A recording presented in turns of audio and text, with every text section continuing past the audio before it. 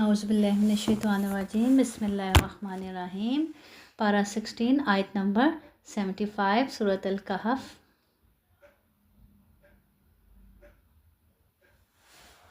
اعوذ باللہ من الشیطان الرجیم قال ألم أقل لك إنك لن تستطيع معي صبرا قال إن سألتك عن شيء بعدها فلا تصاحبني قد بلغت من لدني عذرا فانطلقا حتى إذا آتيا أهل قرية استطعما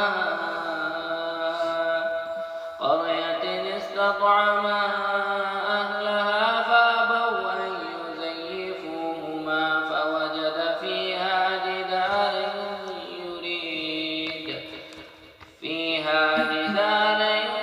يريد أن ينقض فأقامه قال لو شئت لاتخذت عليه أجرا قال هذا فراق بيني وبينك سأنبئك بتأويل ما لم تستطع عليه صبرا أما السفينة فكانت لمساكين يعملون في البحر فأردت أن أعيبها وكان وراءهم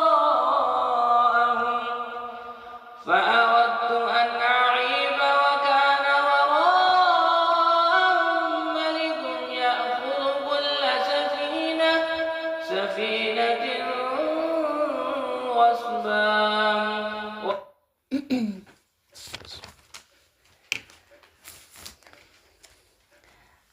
قال الم اقل لك انك لن تستطيع معي صبرا، وہ کہنے لگے کہ میں نے تم سے نہیں کہا تھا کہ تم میرے ہمراہ رہ کر ہرگز صبر نہیں کر سکتے۔ موسیٰ علیہ السلام نے جواب دیا، اگر اب اس کے بعد میں آپ سے کسی چیز کے بارے میں سوال کروں، یعنی پہلے 2 بار ایسے کوتاہی ہو گئی کہ وہ بے اختیاری میں پوچھ بیٹھے جبکہ حضرت خضر نے ان کو منع کیا تھا۔ اب کیا کہہ رہے ہیں، ریکویسٹ کر رہے ہیں کہ اگر اس کے بعد اب میں نے ایسا کوئی کچھ کیا تو بے شک آپ مجھے اپنے ساتھ نہ رکھنا، لاسٹ چانس دے دیں، یعنی کہ یقیناً آپ میری طرف سے عذر کو پہنچ چکے ہیں۔ پھر دونوں چلے ایک گاؤں والوں کے پاس، آ کر ان سے کھانا طلب کیا تو انہوں نے ان کی مہمانداری سے صاف انکار کر دیا۔ دونوں نے وہاں ایک دیوار پائی جو گرنا ہی چاہتی تھی، اس نے اسے ٹھیک اور درست کر دیا۔ موسیٰ علیہ السلام کہنے لگے، اگر آپ چاہتے تو اس پر اجرت لے لیتے، یعنی اس پہ اجرت لے لیتے اور ہم کھانا کھا لیتے۔ اس نے کہا، بس یہ جدائی ہے میرے اور تیرے درمیان، اب میں تجھے ان باتوں کی اصلیت بھی بتاؤں گا جس پر تجھ سے صبر نہ ہو سکا۔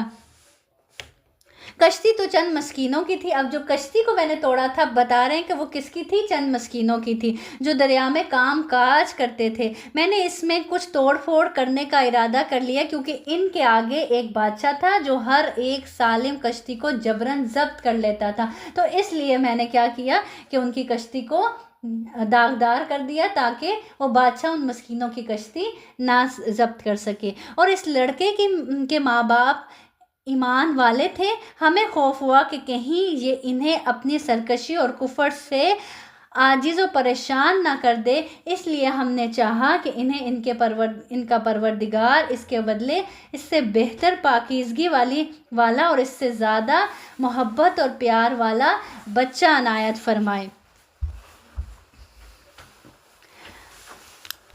آپ سے نے فرمایا، وہ بیٹا کافر بننے والا تھا جو پھر اپنے ماں باپ کو سرکشی اور کفر پر مجبور کرتا، اس لیے اللہ رب العزت نے کے حکم سے حضرت خضر علیہ السلام نے اس کو قتل کر ڈالا۔ تو اللہ کے فیصلوں میں بڑی حکمتیں چھپی ہوتی ہیں۔ بعض اوقات جو بظاہر ہمیں نظر آ رہا ہوتا ہے نا، اور ہم سمجھ رہے ہوتے ہیں ہاں یہ کیا ہو گیا ہمارے ساتھ، یہ تو برا ہو گیا، ایسا نہیں ہونا چاہیے تھا، لیکن اس کے اندر کوئی حکمت اللہ تعالیٰ کی لازمی طور پر چھپی ہوتی ہے کہ اب وہ والدین نیک تھے، اللہ کے فرما بردار تھے، اللہ کی اطاعت گزار تھے۔ اب اللہ تعالیٰ نے کیا چاہا کہ کہ وہ بچہ لے کر اس سے بہتر جو اللہ کی فرما بردار اولاد ہو وہ انہیں عطا کرے۔ تو اسی لیے بعض اوقات اللہ تعالیٰ کوئی نعمت لے لیتے ہیں تو وہ اسی لیے لیتے ہیں کہ وہ نعمت ہمارے حق میں بہتر نہیں ہوتی، وہ ہمارے ایمان کو خطرے میں ڈالنے والی ہوتی ہے۔ تو اللہ تعالیٰ نے روایات سے پتہ چلتا ہے کہ پھر اللہ رب العزت نے ان کو اس کی جگہ کیا دی تھی؟ بیٹی دی تھی۔ اب وہ کیسی؟ جو ان کا پروردگار اس کے بدلے اس سے بہتر یعنی پاکیزگی والی اولاد دے اور اس سے زیادہ محبت اور پیار والا بچہ عطا کرے۔ تو بہترین اولاد کی صفت کیا ہوتی ہے؟ کہ وہ پاکیزہ ہو، نیک ہو اور پیار و محبت کرنے والی ہو۔ تو اللہ تعالیٰ نے وہ لڑکا لے کر ان کو بیٹی دی جو کیسی تھی؟ پاکیزہ تھی، پیار و محبت کرنے والی تھی۔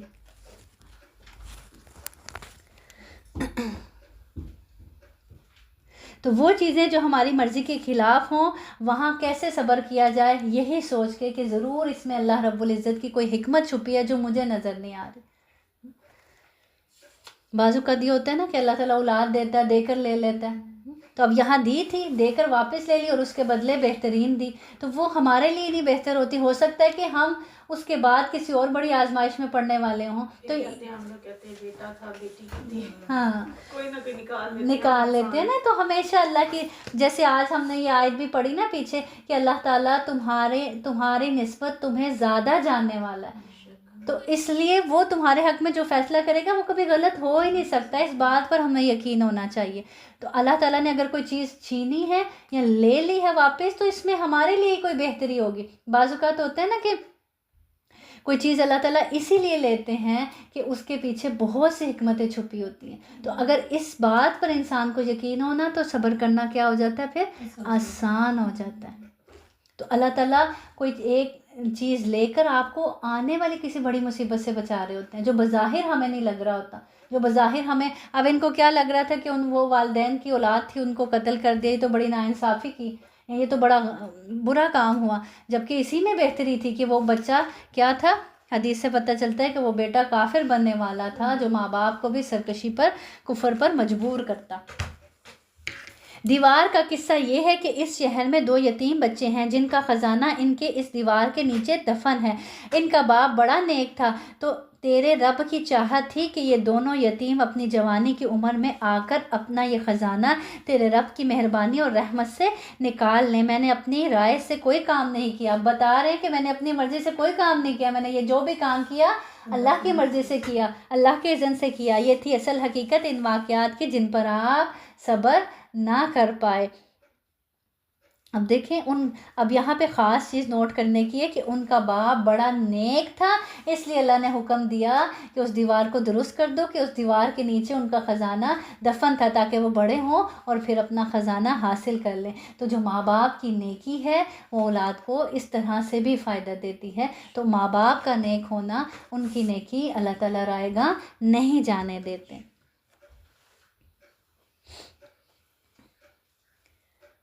آپ سے ذوالقرنین کا اور نیکی کا اثر اولاد پر بھی آتا ہے، اگر پیرنٹس نیک ہیں تو اولاد پر بھی اثر آئے گا، وہ بھی نیک بنیں گے۔ آپ سے ذوالقرنین کا واقعہ یہ لوگ دریافت کر رہے ہیں، آپ کہہ دیجئے کہ میں ان کا تھوڑا سا حال تمہیں پڑھ کر سناتا ہوں۔ ہم نے اسے زمین میں قوت عطا فرمائی تھی اور اسے ہر چیز کا سامان بھی عنایت کر دیے تھے، اور وہ ایک راہ کے پیچھے لگا یہاں تک کہ سورج ڈوبنے کی جگہ پہنچ گیا، اور اسے ایک دلدل کے چشمے میں غروب ہوتا ہوا پایا، اور اس چشمے کے پاس ایک قوم کو بھی پایا۔ ہم نے فرما دیا کہ اے ذوالقرنین، یا تو انہیں تکلیف پہنچائے یا ان کے بارے میں تو کوئی بہترین روش اختیار کرے۔ اس نے کہا کہ جو ظلم کرے گا اسے تو ہم بھی اب سزا دیں گے، پھر وہ اپنے پروردگار کی طرف لوٹایا جائے گا اور وہ اسے سخت تر عذاب دے گا۔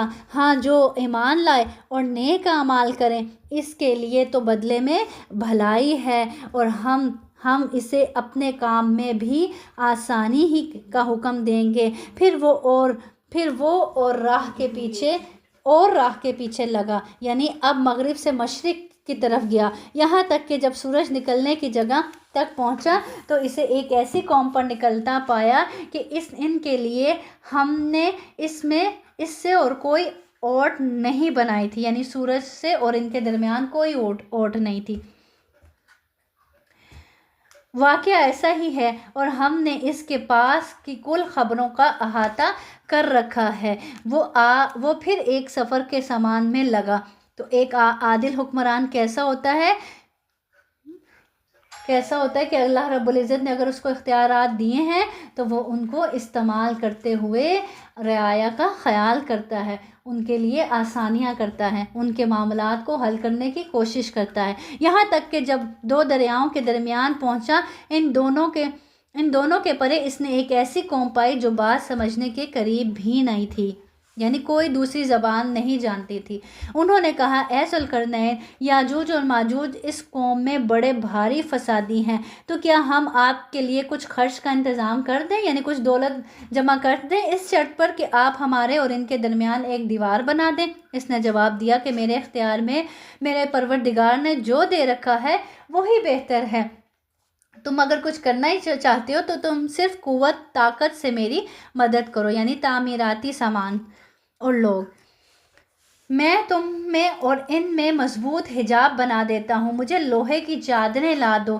یہاں تک کہ جب ان دونوں پہاڑوں کے درمیان دیوار برابر کر دی تو حکم دیا کہ آگ تیز جلاؤ، تا وقت یہ کہ لوہے کی ان چادروں کو بالکل آگ کر دیا۔ تو فرمایا، میرے پاس لاؤ، اس پر پگھلا ہوا تانبا ڈال دو۔ پھر تو ان میں اس دیوار کے اوپر چڑھنے کی طاقت تھی اور نہ اس میں کوئی سوراخ کر سکتے تھے۔ کہا، یہ صرف میرے رب کی مہربانی ہے، ہاں جب میرے رب کا وعدہ آئے گا تو اسے زمین بوس کر دے گا، بے شک میرے رب کا وعدہ سچا اور حق ہے۔ حدیث میں آتا ہے، نبی کریم صلی اللہ علیہ وسلم نے اس دیوار میں تھوڑے سے سوراخ کو فتنے کے قریب تعبیر فرمایا، اور ہر روز اس دیوار کو کھودتے ہیں۔ حدیث سے پتہ چلتا ہے یہ جو یاجوج ماجوج ہیں یہ ہر روز اس دیوار کو کھودتے ہیں اور پھر کل کے لیے چھوڑ دیتے ہیں، یعنی رات ہو جاتی ہے پھر کہتے ہیں کل کریں گے، لیکن جب اللہ کی مشیت ان کے خروج کی ہوگی، یعنی جب اللہ چاہیں گے کہ ان کو باہر نکال دیں، پھر وہ کہیں گے کہ کل انشاءاللہ، جب انشاءاللہ کہہ دیں گے نا تو اس کو کھود لیں گے، اور پھر دوسرے دن وہ اس سے نکلنے میں کامیاب ہو جائیں گے، اور پھر باہر نکلتے یہ زمین میں فساد پھیلائیں گے، حتیٰ کہ لوگ قلعہ بند ہو جائیں گے، یا آسمانوں پر تیر پھینکیں گے جو خون آلود لوٹیں گے۔ بالآخر اللہ تعالیٰ ان کی گدیوں پر ایسا کیڑا پیدا فرمائے گا جس سے ان کی ہلاکت واقع ہو جائے گی۔ آپ سے سب نے فرمایا، جب وہ مریں گے تو ان کا گوشت اور خون جب وہ مریں گے تو ان کے گوشت اور خون کو کھا کھا کر جانور اور کیڑے مکوڑے خوب سیر ہو جائیں گے، اور یاجوج اور ماجوج کا ظہور جو ہے یہ حضرت عیسیٰ علیہ السلام کے نزول کے بعد ان کی موجودگی میں ہی ہوگا۔ اس دن ہم انہیں آپس میں ایک دوسرے سے گڈ مڈ ہوتے ہوئے چھوڑ دیں گے اور سور پھونک دیا جائے گا، بس سب کو اکٹھا کر کے ہم جمع کریں گے۔ اس دن ہم جہنم کو بھی کافروں کے سامنے لا کھڑا کر دیں گے۔ یہ کون سا دن ہوگا؟ قیامت کا دن، حساب کتاب کا دن، جن کی آنکھیں میری یاد سے پردے میں تھی۔ اللہ تعالیٰ کہ میرے ذکر سے آنکھوں پہ غفلت کا پردہ پڑا ہوا تھا اور حق سن بھی نہیں سکتے تھے۔ کیا کافر یہ خیال کیے بیٹھے کہ میرے سوا اور میرے بندوں کو اپنی حمایتی بنا لیں گے؟ سنو، ہم نے تو ان کفار کی مہمانی کے لیے جہنم کو تیار کر رکھا ہے۔ کہہ دیجئے کہ اگر تم کہو تو میں تمہیں بتا دوں کہ باعتبار اعمال سب سے زیادہ خسارے میں کون ہے، یعنی اعمال کے اعتبار سے سب سے زیادہ نقصان اٹھانے والا کون ہے۔ جیسے پہلے بھی ذکر کیا گیا، ہر بندہ ہی کوشش کر رہا ہے نا، سبھی کوشش کریں، کچھ دنیا کے لیے کچھ آخرت کے لیے، سبھی اپنے اعمال جمع کریں۔ تو اللہ تعالیٰ کہنے بتاؤں کوشش میں سب سے زیادہ خسارے والا کون ہے، اعمال اکٹھے کرنے کے باوجود خسارے والا کون ہے؟ الذین، وہ لوگ ضل سعیہم، ضل گم ہوگی، سعیہم ان کی کوشش، فی الحیات الدنیا، دنیا کی ہی زندگی میں، وہم یحسبون انہم یحسنون صنعا، اور وہ اسی گمان میں رہے کہ وہ بہت اچھے کام کر رہے ہیں۔ کوشش بھی کی لیکن ساری کہاں چلے گی؟ ضائع چلے گی، رائے گاں چلے گی۔ یہ کیسے لوگ ہیں دنیا کی کوشش کرنے والے جن کی کوششیں رائے گاں چلی جائیں گی؟ جو صرف دنیا کا سوچتے ہیں، دنیا کے لیے کام کرتے ہیں، اٹھتے جاگتے ان کو کس کی فکر ہوتی ہے؟ بس دنیا کی فکر ہوتی ہے. سوتے ہیں تو دنیا کی فکریں لے کے، جاگتے ہیں تو دنیا کی فکر لے کے. آخرت کہیں ان کے دل دماغ میں دور دور تک نہیں ہوتی. اور جو کوئی کام کرتے ہیں، کسی کے ساتھ اچھائی کرتے ہیں تو دنیا کی خاطری کے پلٹ کر یہ بھی میرے ساتھ اچھا کرے گا. آج میں اس کے مشکل وقت میں کام آیا ہوں اس لیے آیا ہوں، کل کو یہ بھی میرے مشکل وقت میں کام آئے گا. آج اس کی تیمارداری اس لیے کر رہا ہوں، کل کو یہ بھی میری تیمارداری کرے گا. آج تعزیت کے لیے اس لیے جا رہا ہوں کہ کل کو وہ بھی میرے غم خوشی میں شریک ہوگا. تو یہاں پہ ان کے اعمال کیا ہیں؟ اللہ تعالیٰ کہہ رہے ہیں ضائع ہو گئے. یہی وہ لوگ ہیں جنہوں نے اپنے پروردگار کی آیتوں اور اس کی ملاقات سے کفر کیا، اس لیے ان کے اعمال غارت ہو گئے. پس قیامت کے دن ہم ان کا کوئی وزن قائم نہیں کریں گے. اللہ تعالیٰ کہہ رہے ہیں ان کے اعمال کا کوئی وزن ہی قائم نہیں کیا جائے گا. کیوں؟ کیونکہ انہوں نے اللہ کے لیے تو کیے ہی نہیں تھے، کیے ہی لوگوں کے لیے تھے، کیے ہی دنیا میں بدلہ چاہنے کے لیے تھے، تو ان کے لیے کوئی وزن نہ کیا جائے گا. تو اسی لیے دیکھیں بار بار اللہ تعالیٰ کہتے ہیں ایسے اعمال ضائع ہو گئے جو کسی کے لیے کیے ہیں، جو دنیا میں ریوارڈ اس سے یہ بھی نہیں مراد کہ ہم جیسے سوچتے ہیں کہ لوگ کیا کہیں گے. بالکل بالکل اسی میں آ جاتا ہے نا. لوگوں کو دکھانے کے لیے ایسے کرتے ہیں، ہاں لوگ جی، کیا کہیں گے، ہم یہ سب اسی میں آ جاتا ہے. بالکل دیکھیں ریاکاری ہو جاتی ہے نا، یہ دکھاوا ہو جاتا ہے. حافظت معلوم یہ کچھ 7-8 جگہ پہ آئے ہیں یہ بالکل. اور دیکھیں اللہ تعالیٰ اسی لیے تو یہ بار بار خبر بھی نہ ہوگی. اللہ تعالیٰ یہ بار بار اسی لیے بیان کرتے ہیں کہ دیکھو ایسا نہ ہو کہ دنیا میں اتنی محنت بھی کرو، کوشش بھی کرو، اتنی اسٹرگل بھی کرو، اپنی جان بھی ہلکان کرو، لیکن کیا فائدہ کہ اگر ہاتھوں میں کچھ نہ ہوگا، آخرت میں ہاتھ ہی خالی ہوں گے. کتنا افسوس ہوتا ہے نا کہ آپ اتنی محنت کریں لیکن جب پتہ چلے کہ وہ تو کام سارا ضائع ہو گیا. جب پھل کھانے کا وقت آئے تو پتہ چلے کہ وہ کھیت تو برباد ہو گیا. سارا سال آپ نے اس کھیت پہ محنت کی، جب پھل حاصل کرنے کا عین وقت پر آپ کا کھیت برباد ہو گیا تو کیسی حالت ہوتی ہے. اللہ تعالیٰ یوں ہی مثالیں بار بار پھیر کر بیان کرتے ہیں کہ دیکھو اپنی محنتوں کو دنیا کے لیے ضائع نہ کرنا. اسی لیے ہمیں بھی چاہیے کہ ہم کوئی بھی نیکی کرنے لگیں، کوئی بھی کام کرنے لگیں تو اپنے آپ سے پوچھیں کیوں کر رہی ہوں، اور کیوں کا جواب آپ کو دل دے گا، آپ کے دل میں آ جائے گا آپ کیوں کر رہی ہیں. وہ باتیں بھی آ جائیں گی. اگر لوگوں کے لیے کر رہے ہیں وہ بھی آ جائے گی. کسی سے تعریف چاہنی ہے، کسی کی نظر میں اچھا بننا ہے، یا دنیا میں کوئی بدلہ چاہیے، کوئی ریوارڈ چاہیے، وہ سب چیزیں آپ کے سامنے آ جائیں گی. اور پھر جب سامنے آ جائیں پھر اللہ تعالیٰ سے کہ نہیں یہ سب چیزیں سائڈ پہ، میں نے کس لیے کرنا ہے؟ میں نے صرف اور صرف آپ کی خوشنودی چاہنے کے لیے کرنا ہے، آپ کی رضا چاہنے کے لیے کرنا ہے. اور پھر اس رضا پر قائم رہنا کہ اللہ میں نے آخرت کے لیے کرنا ہے. اور پھر اس سوچ پر قائم رہنا، اس سوچ پر پھر ہم قائم بھی نہیں رہتے نا. ہم نیکی تو آخرت کے لیے کر لیتے ہیں لیکن کیا ہوتا ہے کل کو پھر جب ہمارے ساتھ پلٹ کے ویسا اچھا سلوک نہیں ہوتا تو ہم پھر وہ نیکی ضائع کر دیتے ہیں. ہم کہتے ہیں دیکھو اس کے ساتھ ایسا کیا تھا، اس نے میرے ساتھ ایسا کیا. پھر وہاں ہم نے وہ اللہ کے لیے تو نہیں کی تھی نا، پھر اس وقت بے شک ہم نے کہا تو اب ہم نے ضائع کر دی. تو اس چیز کی بہت اخلاص کی بہت ضرورت ہے کہ خالص اللہ کے لیے. اور دیکھیں مخلص لوگوں پر ہی پھر شیطان کا زور نہیں چلتا، کیونکہ باقی جو لوگوں کے لیے کر رہے ہیں اس سے شیطان کو کیا فائدہ. وہ اس سے تو شیطان ویسے ہی خوش ہے کیونکہ وہ تو لوگوں کے لیے کر رہا ہے، وہ تو اپنے مشن میں اس کے ساتھ کامیاب چل رہا ہے. تو جو خالص ہوتا ہے، جو اللہ کے لیے نیکی کرنے والا ہوتا ہے، پھر اسی پر شیطان کا بھی زور نہیں چلتا. حال یہ ہے کہ ان کا بدلہ جہنم ہے کیونکہ انہوں نے کفر کیا. کتنے افسوس کی بات ہے، محنت مشقت کی، اتنا تھکے، اتنے نیک اعمال کرنے کی کوشش کی، لیکن کس لیے؟ دنیا کے لیے. اور پھر آخرت میں کیا ہے؟ جہنم. اتنی محنت کرنے کے باوجود اگر کوئی جہنم میں چلا جائے تو کتنا گھاٹے کا سودا ہے. اور میری آیتوں اور میرے رسولوں کو مذاق میں اڑایا. جو لوگ ایمان لائے اور انہوں نے کام بھی اچھے کیے، یقیناً ان کے لیے الفردوس کے باغات کی مہمانی ہے جہاں وہ ہمیشہ رہا کریں گے، جس جگہ کو بدلنے کا کوئی بھی ارادہ ان کا ارادہ ہی نہ ہوگا. کہہ دیجئے کہ اگر میرے پروردگار کی باتوں کے لکھنے کے لیے سمندر سیاہی بن جائیں تو وہ بھی میرے رب کی باتوں کے ختم ہونے سے پہلے ہی ختم ہو جائے گا.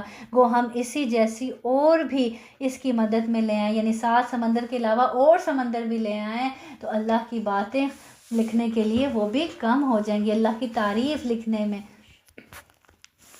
آپ کہہ دیجئے کہ میں تو تم جیسا ہی ایک انسان ہوں، ہاں میرے جانب وحی کی جاتی ہے کہ سب کا معبود صرف ایک اللہ ہی ہے۔ تو جسے بھی اپنے پروردگار سے ملنے کی آرزو ہو اسے چاہیے کہ نیک اعمال کرے اور اپنے پروردگار کی عبادت میں کسی کو بھی شریک نہ ٹھہرائے۔ یعنی آخری سبق پھر وہی اخلاص کا کہ کام کرے تو کیسا، صرف اور صرف اللہ کے لیے، کسی دوسرے کے لیے نہیں، کسی کو اس کام میں شریک نہ ٹھہرائے۔ اور پھر کیا، اور کام بھی کیسا ہو، نیک عمل کیسا ہو، سنت کے عین مطابق ہو۔ اگر آپ نے کام اللہ کے لیے کیا لیکن وہ سنت کے مطابق نہ ہوا، آپ سے سن سے ثابت نہیں ہے، تو بھی وہ عمل کیا ہو جاتا ہے، پھر ضائع ہو جاتا ہے۔ تو اس صورت کا پیغام کیا ہے؟ عمل، عقیدہ اور اخلاص۔ اپنے عمل کو بہتر کرو، اور عمل کو بہتر کیسے کرو؟ اخلاص کے ساتھ۔ جو بھی کام کرو خالصتاً اللہ کے لیے کرو۔ سورۃ مریم، بسم اللہ الرحمن الرحیم۔ کاف ہا یا عین صاد، ذکر رحمت ربک عبدہ زکریا اذ نادى ربہ نداء خفیا قال رب انی وہن العظم منی واشتعل الرأس شیبا ولم اکن بدعائک رب شقیا۔ کاف ہا یا عین صاد، یہ ہے تیرے پروردگار کی اس مہربانی کا ذکر جو اس نے اپنے بندے زکریا پر کی تھی۔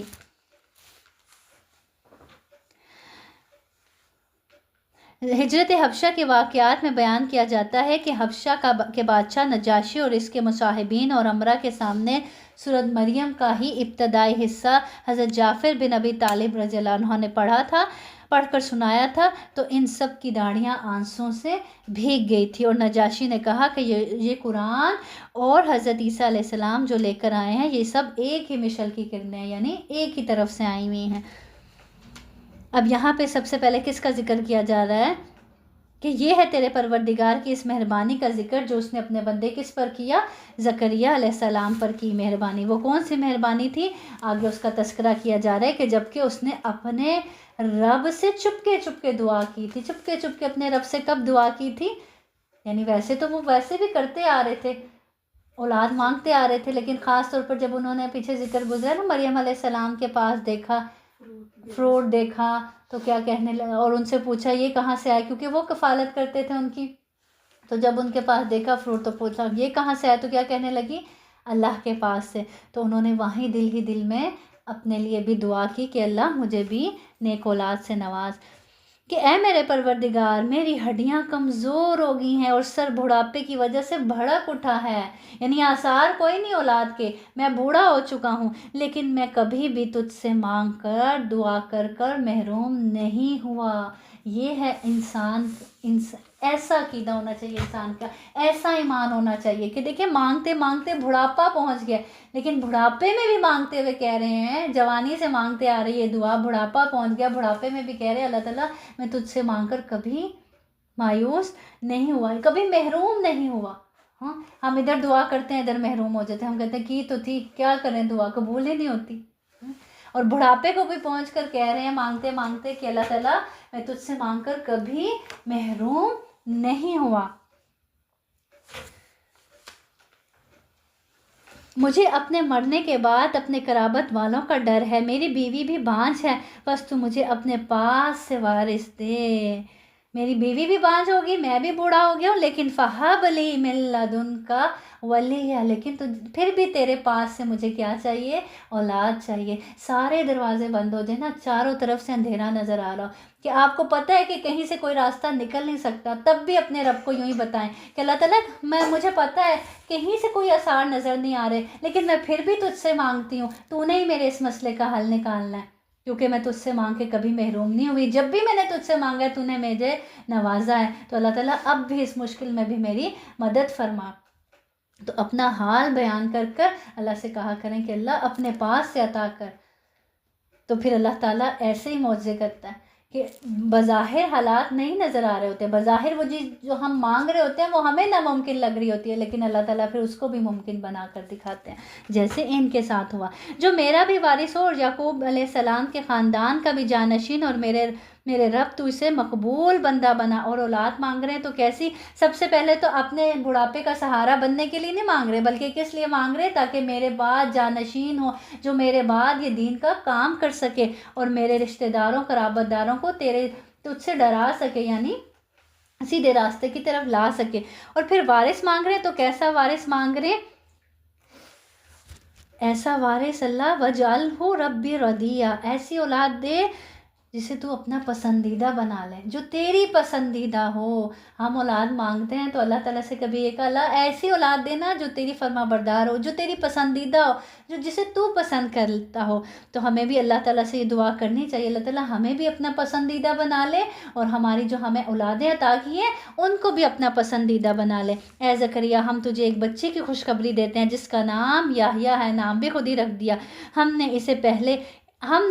اس سے پہلے اس کا ہم نام بھی کسی کو نہیں کیا، یعنی ایسا بچہ دیا ہے اور ایسا اس کا نام دیا ہے کہ اس سے پہلے کسی کو یہ نام نہیں دیا۔ پھر جب اللہ تعالیٰ نوازتے ہیں اپنے ایسے بندوں کو جو اللہ کی رحمت سے کبھی نا امید نہیں ہوتے، پھر اللہ تعالیٰ ان کو ایسے ہی نوازتے ہیں۔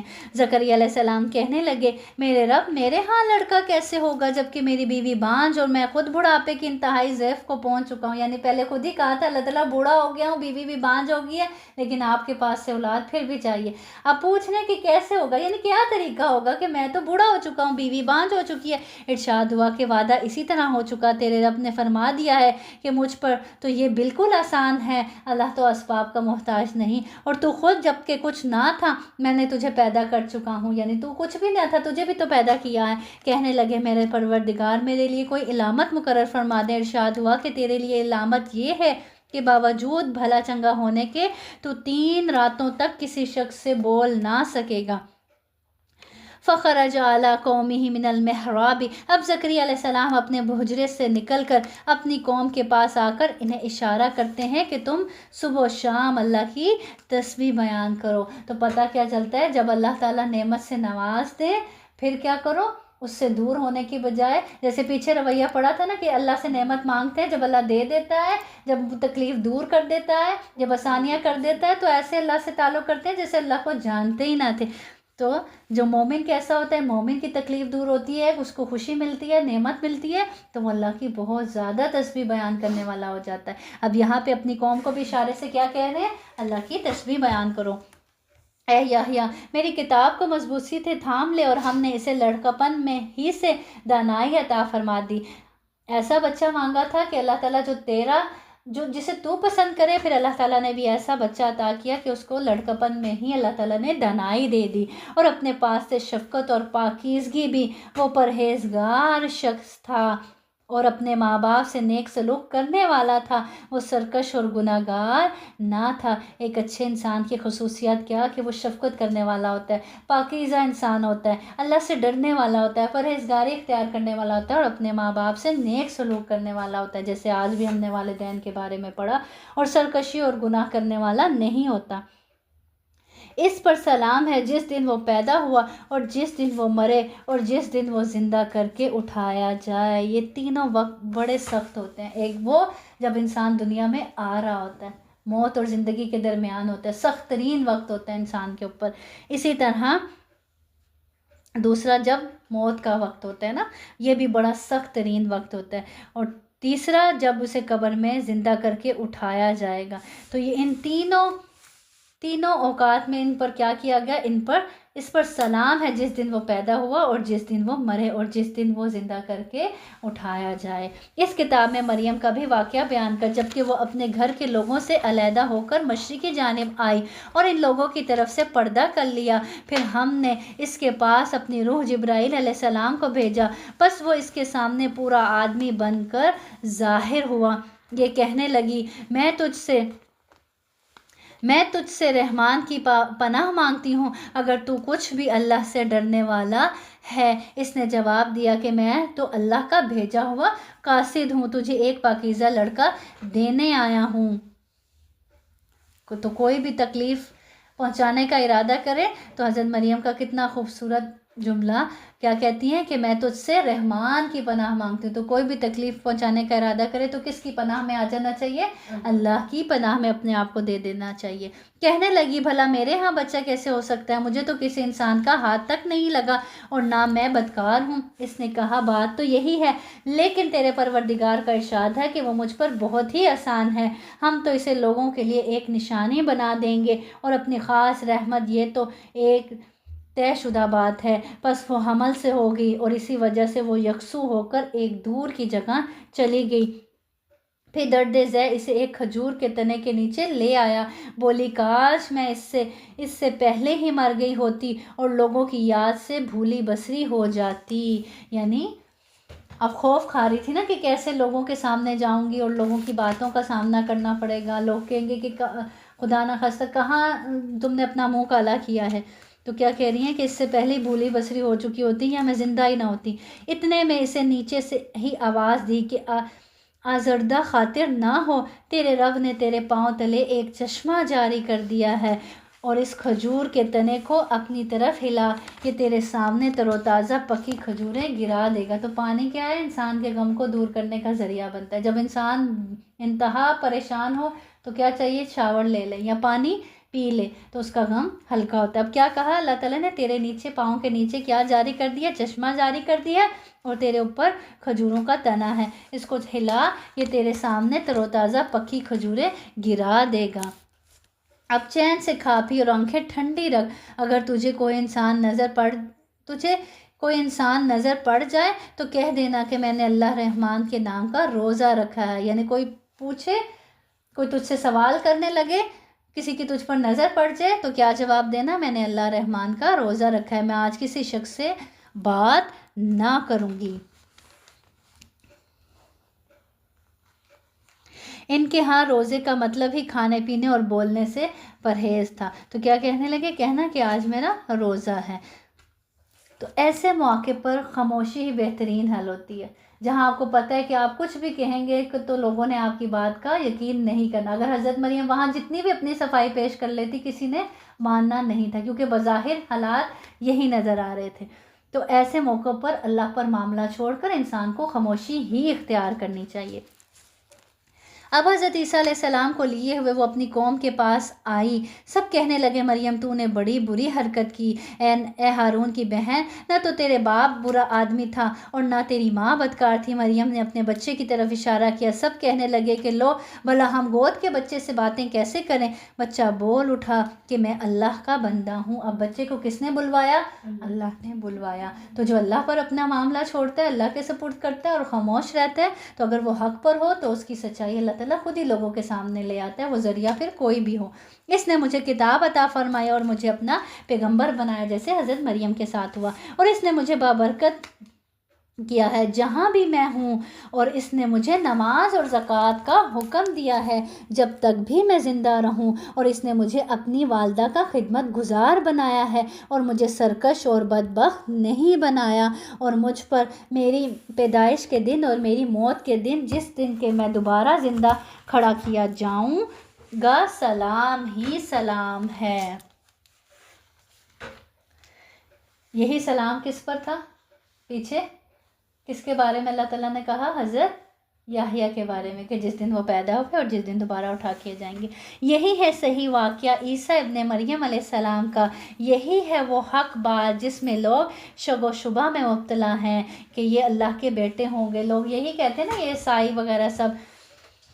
تو یہ ہے اس صورت کا اصل لیسن کہ حضرت عیسیٰ علیہ السلام کا، کہ وہ حق بات ہے جس میں لوگ شک و شبہ میں پڑے ہوئے ہیں کہ وہ اللہ کے بیٹے نہیں ہیں، بلکہ کیا ہیں؟ اللہ تعالیٰ کے رسول ہیں. اللہ تعالیٰ کے لیے اولاد کا ہونا لائق نہیں، وہ تو بالکل پاک ذات ہے. وہ تو جب کسی کام کو سر انجام دینے کا ارادہ کرتا ہے تو اسے کہہ دیتا ہے ہو جا، تو وہ اسی وقت ہو جایا کرتا ہے. میرا اور تم سب کا پروردگار صرف اللہ ہی ہے، تم سب اسی کی عبادت کرو، یہی سیدھی راہ ہے. پھر یہ فرقے آپس میں اختلاف کرنے لگے. پس کافروں کے لیے ویل ہے ایک بڑے سخت دن کی حاضری سے. کیا خوب دیکھنے سننے والے ہوں گے اس دن جب کہ ہمارے سامنے حاضر ہوں گے.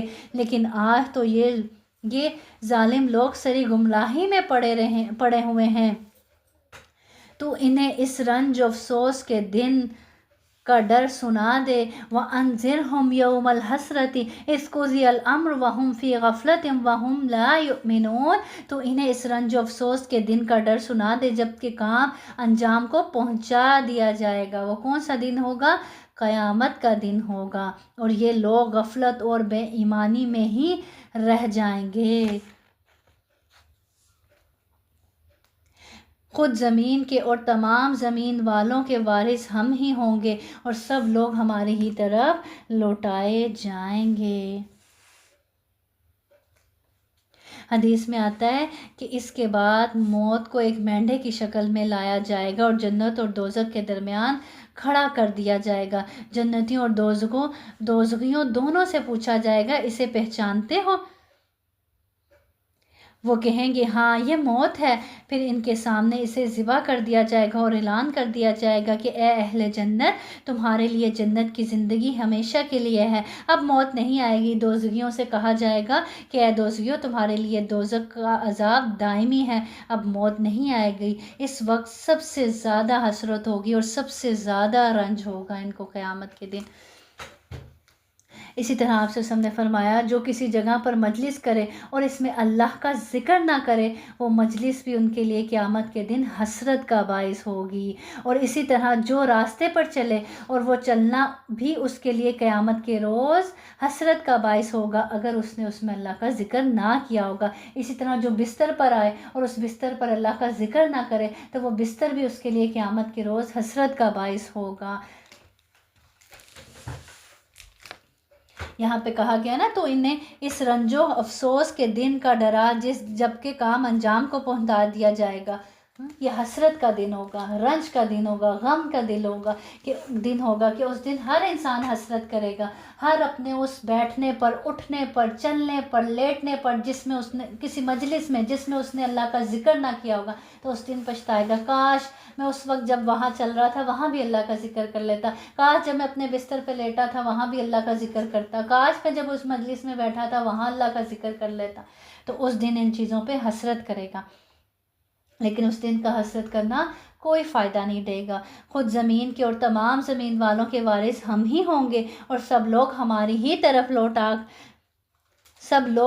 ہی طرف لوٹا کر لائے جائیں گے۔ اس کتاب میں ابراہیم علیہ السلام کا قصہ بیان کر، بے شک وہ بڑی سچائی والے پیغمبر تھے، جبکہ انہوں نے اپنے باپ سے کہا کہ ابا جان، آپ ان کی پوجا پاٹ کیوں کر رہے ہیں جو نہ سنے نہ دیکھیں نہ آپ کو کچھ بھی فائدہ پہنچا سکیں؟ میرے مہربان بابا، آپ دیکھیں میرے پاس وہ علم آیا ہے جو آپ کے پاس آیا ہی نہیں۔ اب دیکھیں، والدین نافرمانی پر ہوں تو کیا کرنا چاہیے؟ ان کو اس طرح پیارے انداز میں سمجھانا چاہیے جیسے ابراہیم علیہ السلام سمجھا رہے ہیں۔ میرے مہربان باپ، آپ دیکھیے میرے پاس وہ علم آیا ہے جو آپ کے پاس آیا ہی نہیں۔ جیسے آج والدین کا ذکر پڑا نا کہ ان کے ساتھ شفقت اور مہربانی سے پیش ہو، اگر وہ حق پہ نہیں بھی ہیں، وہ ناجائز کر رہے ہیں، وہ نافرمانی پر ہیں، تو ان کو بھی کیسے سمجھایا جائے گا؟ ایسے ہی پیار و محبت سے۔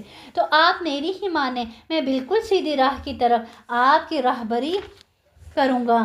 میرے ابا جان، آپ شیطان کی پرستش سے باز آ جائیں، شیطان تو رحم و کرم والے اللہ تعالیٰ کا بڑا ہی نافرمان ہے۔ ابا جان، مجھے خوف لگا ہوا ہے کہ کہیں آپ پر کوئی عذاب الہی نہ آ پڑے کہ آپ شیطان کے ساتھی بن جائیں۔ اس نے جواب دیا کہ اے ابراہیم، کیا تو ہمارے معبودوں سے روگردانی کر رہا ہے؟ سن، اگر تو باز نہ آیا تو میں تجھے پتھروں سے مار ڈالوں گا۔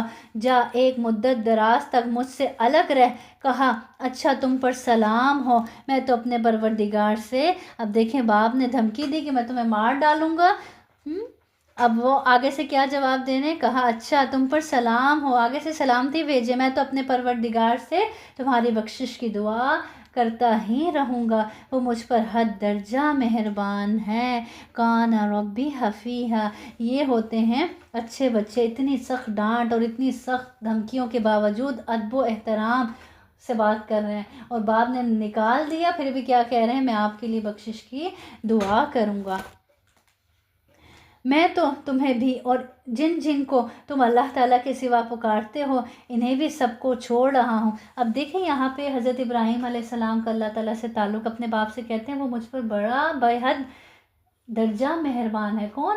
اللہ رب العزت۔ تو یہ وہی سمجھ سکتا ہے، وہی اسی کی زبان سے ایسے الفاظ نکلتے ہیں جس کا واقعی اللہ تعالیٰ سے کوئی گہرا کنیکشن ہوتا ہے، وہی ایسے کہتے ہیں ہاں میرا رب تو ایسے نہیں کر سکتا، میرا رب تو بڑا غفور الرحیم ہے، میں اس سے دعا کروں گا، وہ بڑا مہربان ہے، میں تو تمہیں بھی اور ان جن کو تم اللہ کے سوا پکارتے ہو انہیں بھی سب کو چھوڑ رہا ہوں، صرف اپنے پروردگار کو پکارتا رہوں گا، مجھے یقین ہے کہ میں اپنے پروردگار سے دعا مانگ کر محروم نہ رہوں گا۔ یہ بھی وہی کہہ رہے ہیں جیسے حضرت زکریا علیہ السلام نے کہا تھا عسیٰ اللہ اکم بدعائک ربی شقیہ۔ جب ابراہیم علیہ السلام ان سب کو اور اللہ کے سوا ان کے سب معبودوں کو چھوڑ چکے تو ہم نے انہیں اسحاق و یعقوب علیہ السلام عطا فرمائے اور دونوں کو نبی بنا دیا، اور ان سب کو ہم نے اپنی بہت سی رحمتیں عطا فرمائی، اور ہم نے ان کے ذکر جمیل کو بلند درجے کا کر دیا۔ اس قرآن میں موسیٰ علیہ السلام کا ذکر بھی کر جو چنا ہوا ہے اور رسول اور نبی تھا۔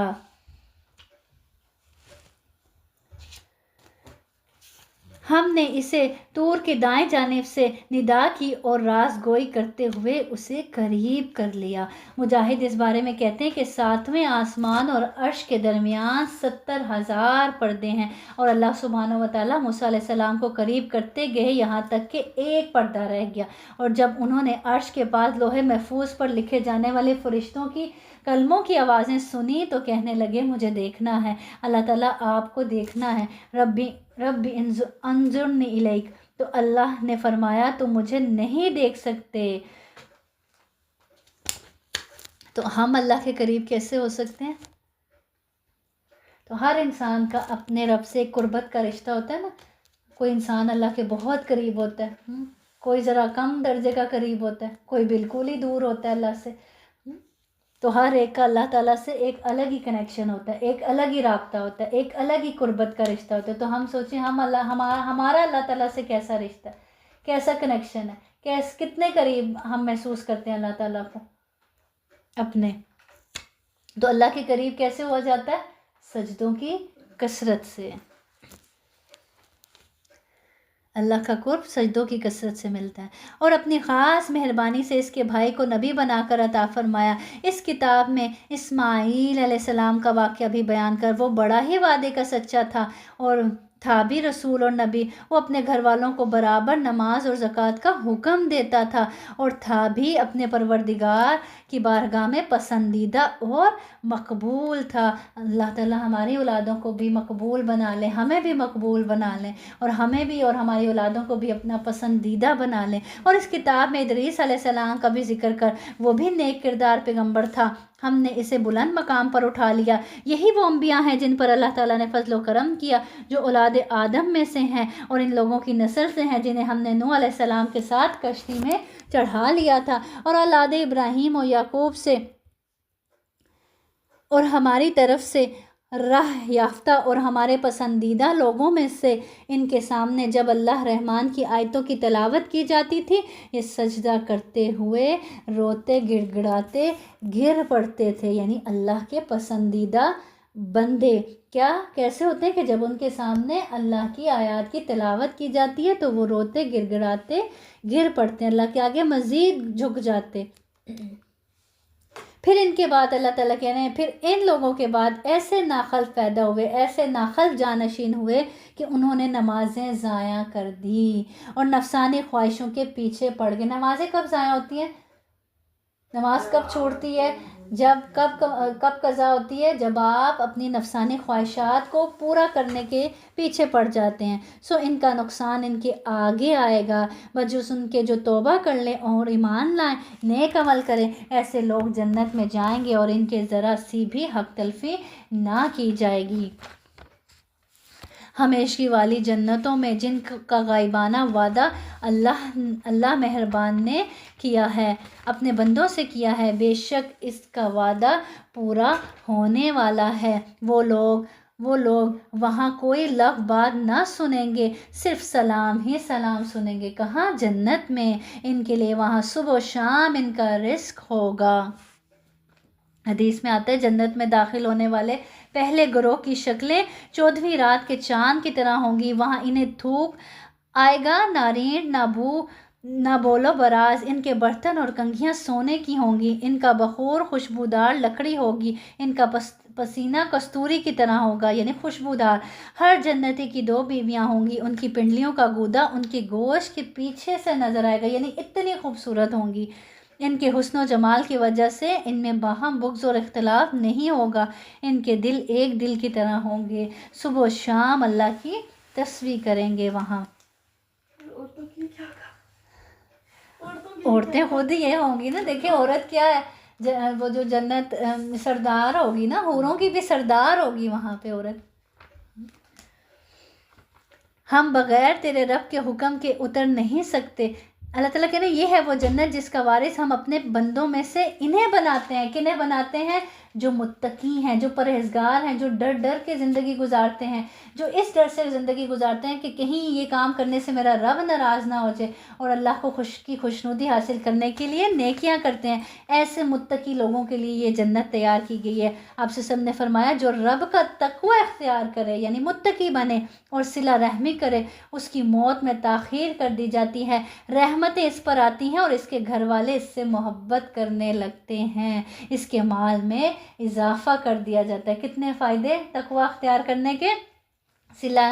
تقوی اختیار کرے اور صلہ رحمی کرے، اس کی موت میں تاخیر کر دی جاتی ہے، رحمتیں اس پر آتی ہیں اور اس کے گھر والے اس سے محبت کرنے لگتے ہیں، اور اس کے مال میں اضافہ کر دیا جاتا ہے۔ یہ تینوں چاروں چیزیں ہر انسان کی خواہش ہوتی ہے کہ اس کے پیارے اس سے محبت کریں، اس کے مال میں اضافہ ہو جائے اور اللہ کی رحمتیں اس پر برسیں، تو اس کو اور مہلت مل جائے، موت میں تاخیر ہو جائے، تو یہ ہر انسان کی خواہشیں ہوتی ہیں۔ تو کیا چاہیے پھر؟ کیا کرے؟ اگر ان چیزوں کو پانا چاہتا ہے تو تقوی اختیار کرے اور صلہ رحمی کرے۔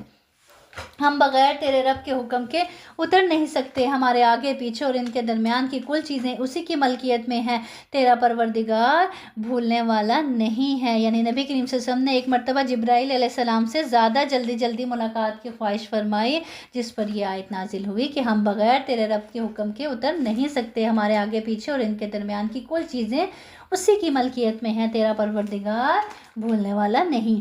آسمانوں کا، زمین کا اور جو کچھ ان کے درمیان ہے، سب کا رب وہی ہے، تو اسی کی بندگی کر اور اسی کی عبادت کر، اسی کی عبادت پر جم جا۔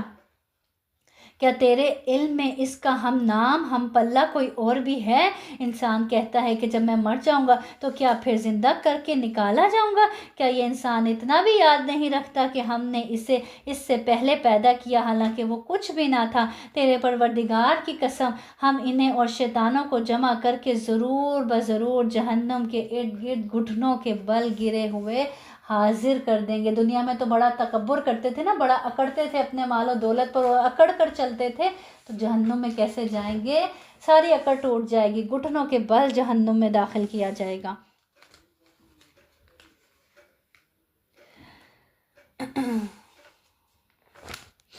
ہم پھر ہر گروہ سے انہیں الگ نکال کھڑا کریں گے جو اللہ رحمان سے بہت اکڑے پھرتے تھے۔ اللہ تعالیٰ کہہ رہے ہیں ان کو الگ نکال کے ایک جگہ کھڑا کر دیں گے، پھر ہم انہیں بھی خوب جانتے ہیں جو جہنم کے داخلے کے زیادہ سزاوار ہیں۔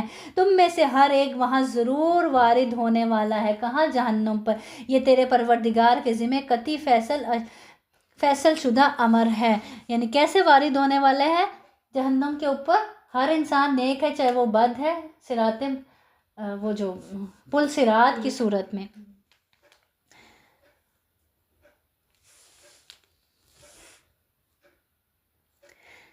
جہنم کے اوپر پل بنایا جائے گا جس میں سے ہر مومن اور کافر کو گزرنا ہوگا۔ مومن تو اپنے اپنے اعمال کے مطابق جلد یا دیر سے گزر جائیں گے، کچھ تو پلک جھپکتے، کچھ بجلی کی طرح کچھ تیز، کچھ ہوا کی طرح تیز، کچھ پرندوں کی طرح اور کچھ عمدہ گھوڑوں اور دیگر سواریوں کی طرح گزر جائیں گے۔ یوں کچھ بالکل صحیح سالم، کچھ زخمی تاہم پل عبور کر لیں گے اور کچھ جہنم میں گر پڑیں گے جنہیں بعد میں شفاعت کے ذریعے نکال لیا جائے گا، لیکن کافر اس پل صراط کو عبور کرنے میں کامیاب نہیں ہوں گے اور سب جہنم میں ہی گر جائیں گے۔ اللہ ہمیں بھی ان میں سے کرے جو آندھی اور طوفان کی طرح اس پل صراط سے گزر جائیں گے۔ وہ پل صراط کیسے ہوگا؟ تلوار سے زیادہ تیز اور بال سے زیادہ باریک ہوگا، اور وہاں اندھیرا ہوگا اور ہر انسان کے پاس اپنے اعمال کی روشنی ہوگی جس سے وہ اس پل صراط کو کیا کر سکے گا؟ پار کر سکے گا، ایک اندھیرا اور ایک اتنا باریک پل۔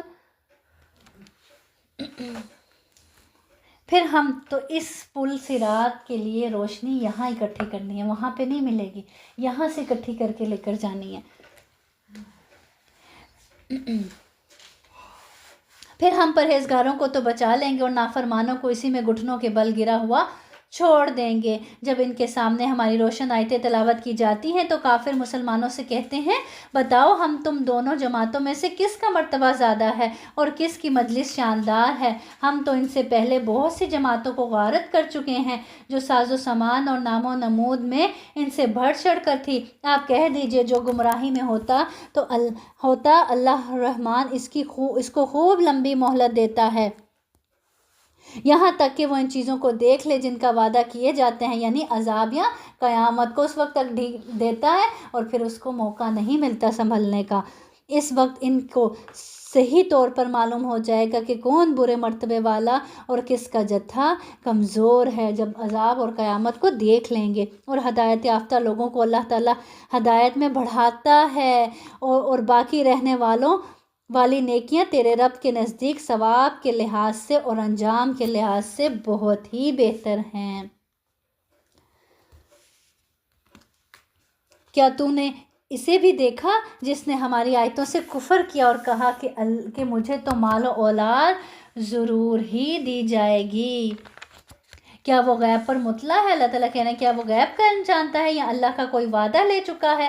ہرگز نہیں، یہ جو بھی کہہ رہا ہے ہم اسے ضرور لکھ لیں گے اور اس کے لیے عذاب بڑھائے چلے جائیں گے۔ یہ جن چیزوں کو کہہ رہا ہے اسے ہم اس کے بعد لے لیں گے، یہ تو بالکل اکیلا ہی ہمارے سامنے حاضر ہوگا۔ ان آیات کے شان نزول میں بتلایا گیا کہ حضرت عمر بن العاص رضی اللہ عنہ کا والد عاص بن وائل جو اسلام کے شدید دشمنوں میں سے تھا، اس کے ذمہ حضرت خباب بن ارد کا قرضہ تھا جو آہن گیری کا کام کرتے تھے۔ حضرت خباب رضی اللہ عنہ نے اس سے اپنی پوری رقم کا مطالبہ کیا تو اس نے کہا کہ جب تک نبی کریم صلی اللہ علیہ وسلم کے ساتھ کفر نہیں کرو گے تو میں بھی تمہاری رقم تمہیں واپس نہیں دوں گا۔ انہوں نے کہا یہ کام تو میں مر کر بھی دوبارہ نہیں، زندہ ہوں تب بھی یہ کام نہیں کر سکتا کہ میں نبی کریم صلی اللہ علیہ وسلم کا انکار کروں، ان کے ساتھ کفر کروں۔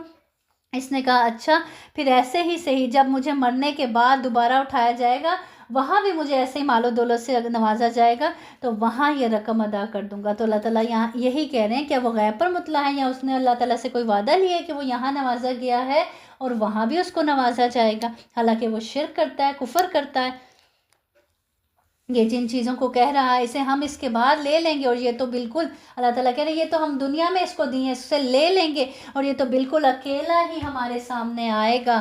انہوں نے اللہ کے سوا دوسرے معبود بنا رکھے ہیں کہ وہ ان کے لیے باعث عزت ہوں، لیکن ایسا ہرگز نہیں ہونا نہیں، وہ تو ان کی پوجا سے منکر ہو جائیں گے، الٹے ان کے دشمن بن جائیں گے جن کو آج یہ اپنا حمایتی سمجھتے ہیں۔ کیا تو نے نہیں دیکھا کہ ہم کافروں کے پاس شیطانوں کو بھیجتے ہیں جو انہیں خوب اکساتے ہیں، تو ان کے بارے میں جلدی نہ کر، ہم تو خود ہی ان کے لیے مدت شماری کر رہے ہیں۔ جس دن ہم پرہیزگاروں کو اللہ رحمان کی طرف بطور مہمان کے جمع کریں گے وہ گناہگاروں کو سخت پیاس کی حالت میں جہنم کی طرف ہانک لے جائیں گے۔ کسی کو شفاعت کا اختیار نہ ہوگا سوائے ان کے جنہوں نے اللہ تعالیٰ کی طرف سے کوئی قول و قرار لے لیا ہے، یعنی اہل ایمان و تقوی میں سے جن کو اللہ شفاعت کرنے کی اجازت دے گا وہی شفاعت کریں گے، ان کے سوا کسی کو شفاعت کرنے کی اجازت نہ ہوگی۔ اور شفاعت بھی کس کی کریں گے؟ جس کی اللہ چاہے گا اور جس کے لیے اللہ اجازت دے گا۔ ان کا قول تو یہ ہے کہ اللہ رحمان نے بھی اولاد اختیار کی ہے، یقیناً تم بہت بری اور بھاری چیز لائے ہو، قریب ہے کہ اس قول کی وجہ سے آسمان پھٹ جائے جو تم اللہ کے ساتھ شریک ٹھہراتے ہو اور زمین شق ہو جائے اور پہاڑ ریزہ ریزہ ہو جائیں کہ وہ رحمان کی اولاد ثابت کرنے بیٹھے ہیں۔ شان رحمان کے لائق نہیں کہ وہ اولاد رکھے۔ آسمان و زمین میں جو بھی ہیں سب کے سب اللہ کے غلام بن کر ہی آنے والے ہیں، ان سب کو اس نے گھیر رکھا ہے، وہ سب کو پوری طرح گن بھی رکھا ہے۔ یہ سارے کے سارے قیامت کے دن اکیلے اس کے پاس حاضر ہونے والے ہیں، نہ ساتھ مال و اولاد جائے گا، اور نہ ہی وہ جتھے جن پر ان کو مان ہے، جن پر ان کو غرور ہے، اور نہ ہی وہ معبود ان کو بچائیں گے جن کو یہ آج پوجتے ہیں، صرف نہ ہی وہ ان کے ساتھ ہوں گے بلکہ اکیلے اللہ کے دربار میں حاضر ہوں گے۔ ان الذین آمنوا وعملوا الصالحات سیجعل لهم الرحمن ودا، بے شک جو ایمان لائے ہیں اور جنہوں نے شائستہ عمل کیے ہیں ان کے لیے رحمان محبت پیدا کر دے گا۔ ہم نے اس کیسی محبت پیدا کر دے گا؟ جو ایمان والے ہوتے ہیں، اللہ کے فرمانبردار ہوتے ہیں، اللہ کے پیارے ہوتے ہیں، تو پھر وہ اللہ تعالیٰ کسی نیک بندے کو جب اپنا محبوب بنا لیتا ہے، وہ اللہ کا پیارا ہو جاتا ہے، پھر وہ محبت اللہ تعالیٰ تمام آسمانوں والوں کے دلوں میں ڈال دیتے ہیں۔ یعنی اللہ تعالیٰ جبرائیل علیہ السلام کو بلاتے ہیں اور کہتے ہیں میں فلاں انسان سے محبت کرتا ہوں، تم بھی ان سب سے محبت کرو، تم سب فرشتے بھی اس انسان سے محبت کرو، تو سب فرشتے آسمانوں کے اس سے محبت کرنے لگ جاتے ہیں۔ پھر اسی طرح وہ منادی زمین پر بھی اتار دی جاتی ہے اور پھر تمام انسان بھی اس سے محبت کرنے لگ جاتے ہیں۔ یہاں یہی کیا گیا، بتایا جا رہا ہے کہ جو ایمان لائے اور انہوں نے نیک اعمال کیے ان کے لیے اللہ تعالیٰ محبت پیدا کر دے گا۔ ہم نے اس قرآن کو تیری زبان میں بہت ہی آسان کر دیا ہے کہ تو اس کے ذریعے سے پرہیزگاروں کو خوشخبری دے اور جھگڑالو لوگوں کو ڈرا دے، اور ہم نے ان سے پہلے بہت سی جماعتیں تباہ کر دی ہیں، کیا ان میں سے ایک کی بھی آہٹ تو پاتا ہے یا ان کی آواز بھنک بھی تیرے کان میں پڑتی ہے؟ جن کو اللہ تعالیٰ نے تباہ و برباد کر دیا اور جو بڑے ناز و نخرے کرتے تھے، بڑے غرور کرتے تھے، بڑا تکبر کرتے تھے اور بڑی بڑی باتیں کرتے تھے، اللہ کے لیے نہ حق بولا کرتے تھے، تو اللہ تعالیٰ کہنے دیکھو آج تم ان کی بھنک بھی نہیں پاتے۔ تو یہی انجام ہے انسان کا کہ اگر وہ اللہ کی نافرمانیاں کرتا ہے تو اس کا انجام کیا ہے؟ قیامت میں جہنم میں ہی جائے گا۔ اور دوسری طرف جو ایمان لایا اور اس نے نیک اعمال کیے تو وہ اللہ کا پسندیدہ ہو جاتا ہے، وہ اللہ کا فیورٹ بن جاتا ہے، اور وہ صرف اللہ کا فیورٹ نہیں ہو جاتا، صرف اللہ ہی اس سے محبت نہیں کرنے لگتے، تمام فرشتے، تمام انسان بھی اس سے محبت کرنے لگتے ہیں۔ وآخر دعوانا ان الحمدللہ رب العالمین۔ اللہ تعالیٰ ہمیں ایسا ایمان والا بنا لے، ایسا باعمل بنا لے کہ اللہ تعالیٰ ہمارے لیے بھی، ہمارے نام بھی آسمانوں پر پکار کر کہے کہ یہ میری بندی ہے، جبرائیل یہ دیکھو یہ ہے میری بندی جس سے میں محبت کرتا ہوں، تم سب فرشتے بھی اس سے محبت کرو، اور پھر وہ محبت دنیا والوں کے دلوں میں بھی ڈال دی جائے۔ أعوذ بالله من الشيطان الرجيم، بسم الله الرحمن الرحيم،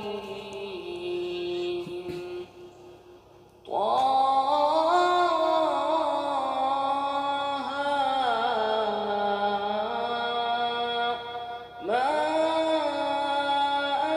أنزلنا عليك القرآن لتشقى إلا تذكرة لمن يخشى، تنزيلا ممن خلق الأرض والسماوات العلى، الرحمن على العرش استوى، له ما في السماوات وما في الأرض وما بينهما وما تحت الثرى، وإن تجهر بالقول فإنه يعلم السر وأخفى، الله لا إله إلا هو له الأسماء الحسنى۔ بسم اللہ الرحمن الرحیم۔ طٰہٰ ما انزلنا علیک القرآن لتشقى الا تذکرۃ لمن یخشی۔ طٰہٰ، ہم نے یہ قرآن تجھ پر اس لیے نہیں اتارا کہ تم مشقت میں پڑ جائے، بلکہ اس کی نصیحت کے لیے جو اللہ سے ڈرتا ہے۔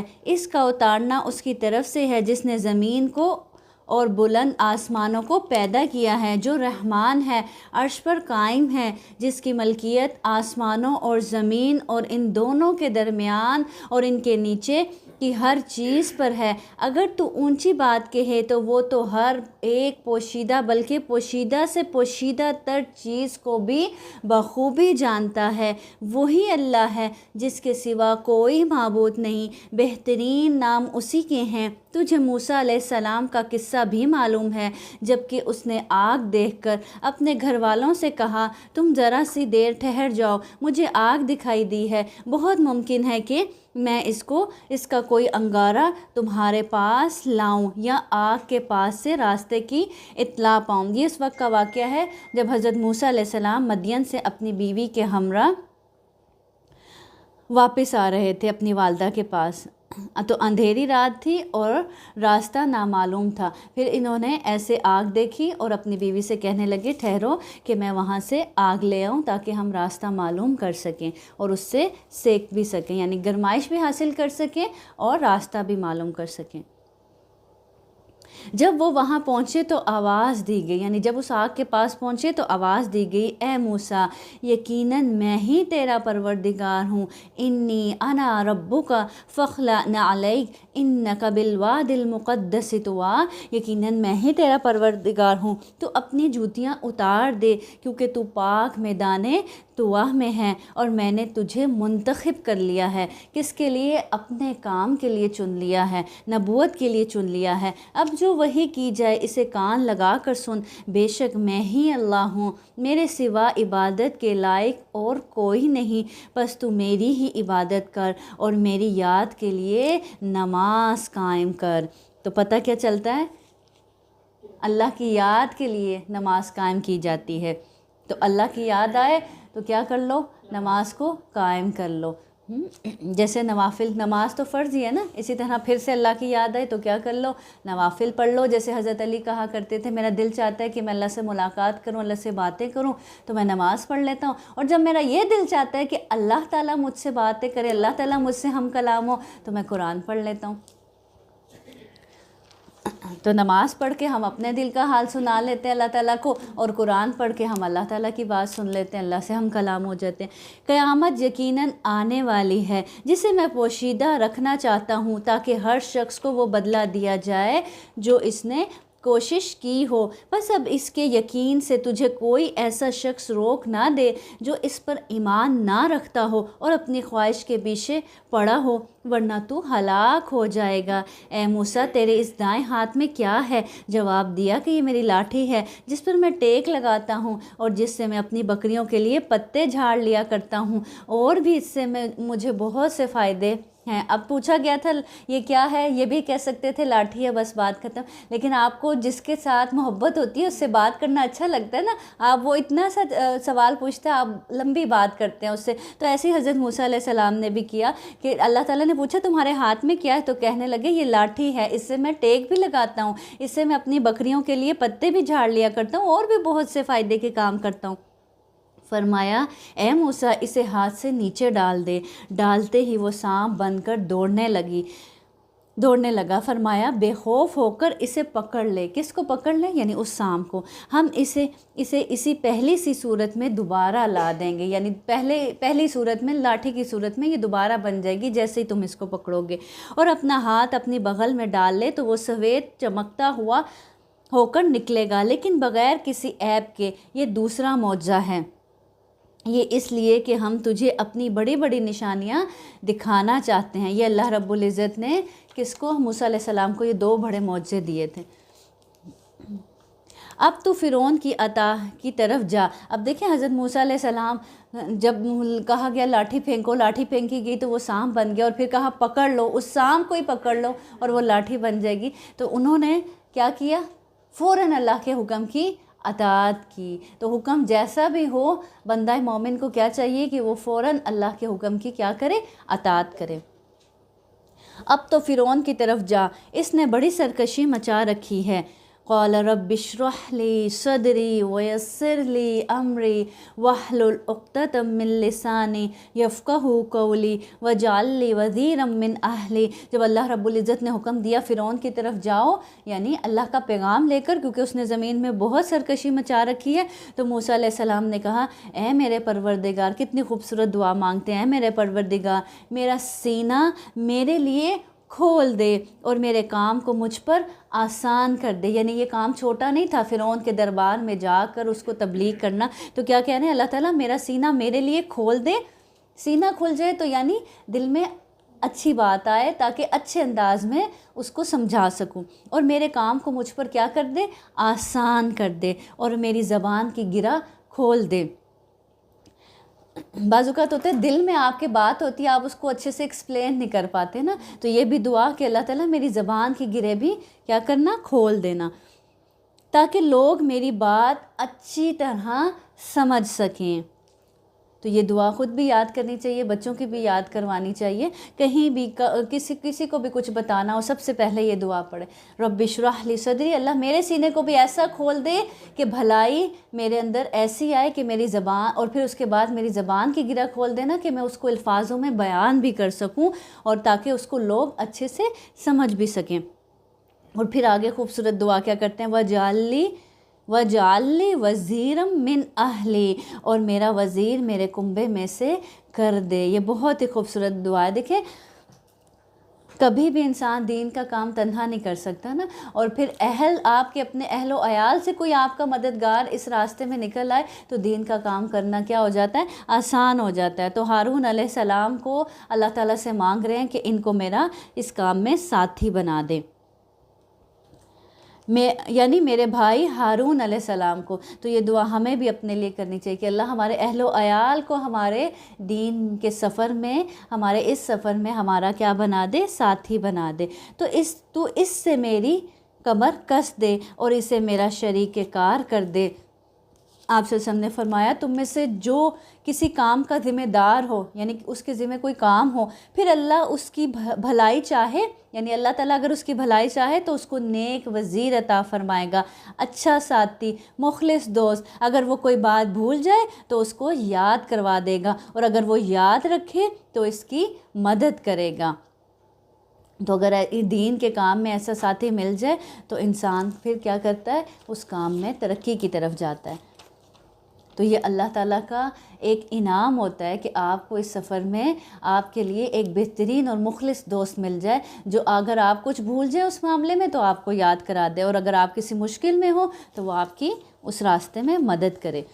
تو اللہ تعالیٰ سے اس سفر میں دین کے اچھے مخلص دوست ساتھی مانگنے چاہیے, کیونکہ اچھے مخلص ساتھی ہوں گے تو آپ کو پکڑ کے رکھیں گے نا, آپ کو دوبارہ شیطان کی طرف نہیں جانے دیں گے, دوبارہ اس شیطان کے راستے کی طرف نہیں جانے دیں گے. اب جیسے کل فرین نہیں آئی تھی, کس نے پوچھا تھا ان سے, پوچھا تھا,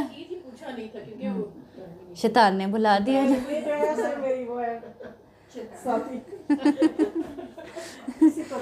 یہ ماشاءاللہ سب کی ساتھی. اللہ تعالیٰ ان کو اور برکتوں سے نوازے, اللہ ہم سب کو برکتوں سے نوازے. الحمدللہ. نہیں پہلے تو کافی عرصے سے ہوں گی, لیکن اب آپ کی دین کے ساتھی بنی ہے نا. اچھا ماشاء اللہ. اچھا پھر اس کا مطلب ہے آپ دونوں ہی ایک دوسرے کے لیے. الحمدللہ الحمدللہ. اس نے میں بھی نا شولڈر پہ ڈال کے نا ہیئر کٹ کروا کے تو بڑا اسٹائل میں نکلتی تھی باہر, اور بیگ ڈالنا بچوں کو اسکول لینے جانا, تو اس نے مجھے دینا. ہاں, اور میں ہر کلر کے میں نے وہاں کروائے ہوئے کلر کوئی چھوڑا نہیں ہے. اور آپ ایسے میں آپ کو دکھاؤں فارغ وقت میں تصویریں, اب مجھے سوچ بھی نہیں سکتی کہ میں اتنی چینج ہوئی. الحمدللہ. اور میری دوست نماز میں پڑھتی تھی شروع سے, لیکن اللہ کی ذات ہے, اور اللہ کی ذات ہے, دل پہ ڈالا, وسیلہ بنا دیا اللہ نے, وسیلہ بنایا تو وہ میں ٹوپی سے شروع کیا. اس کام میں پھر بھی نہیں, اچھا ٹوپی میں پہن کر بعد میں کرنے الحمدللہ. آدھے تو ایسے خوبصورت دوستوں کو پھر چھوڑنا نہیں چاہیے نا. جیسے پیچھے بھی ہم نے اس بارے میں پڑھا نا کہ ایسے لوگوں کے ساتھ گپ شپ بعد میں کیجیے گا پلیز.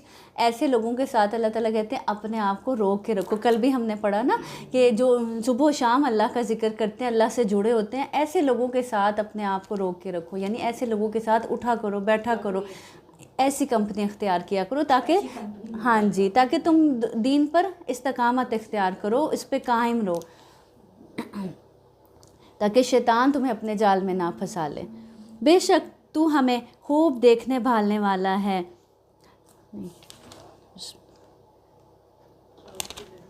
تاکہ ہم دونوں بکثرت تیری تسبیح بیان کریں اور بکثرت تیری یاد کریں، یعنی مل کر تیری تسبیح بھی بیان کریں اور بکثرت تجھے یاد کریں۔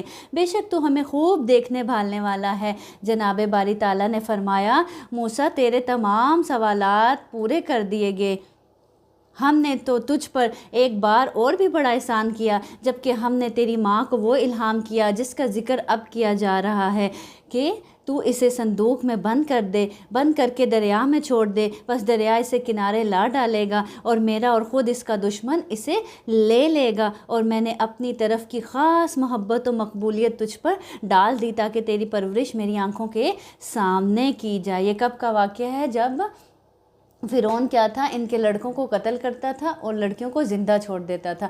اب اگر اس کو پتہ چلتا کہ موسیٰ علیہ السلام کی اس گھر میں پیدائش ہوئی ہے تو وہ ان کو بھی قتل کر دیتا۔ تو اللہ تعالیٰ نے ان کے دل میں کیا ڈالا ان کی والدہ کے کہ اس کو صندوق میں ڈال کر دریا میں بہا دو، اب میرا اور اس کا دشمن یعنی فرعون اس کو لے لے گا، اور میں نے اپنی طرف سے خاص محبت و مقبولیت تجھ پر ڈال دی۔ اب دیکھیں جیسے ہی آزمائش آتی ہے نا تو وہ اللہ تعالیٰ کی محبت ساتھ لے کر آتی ہے،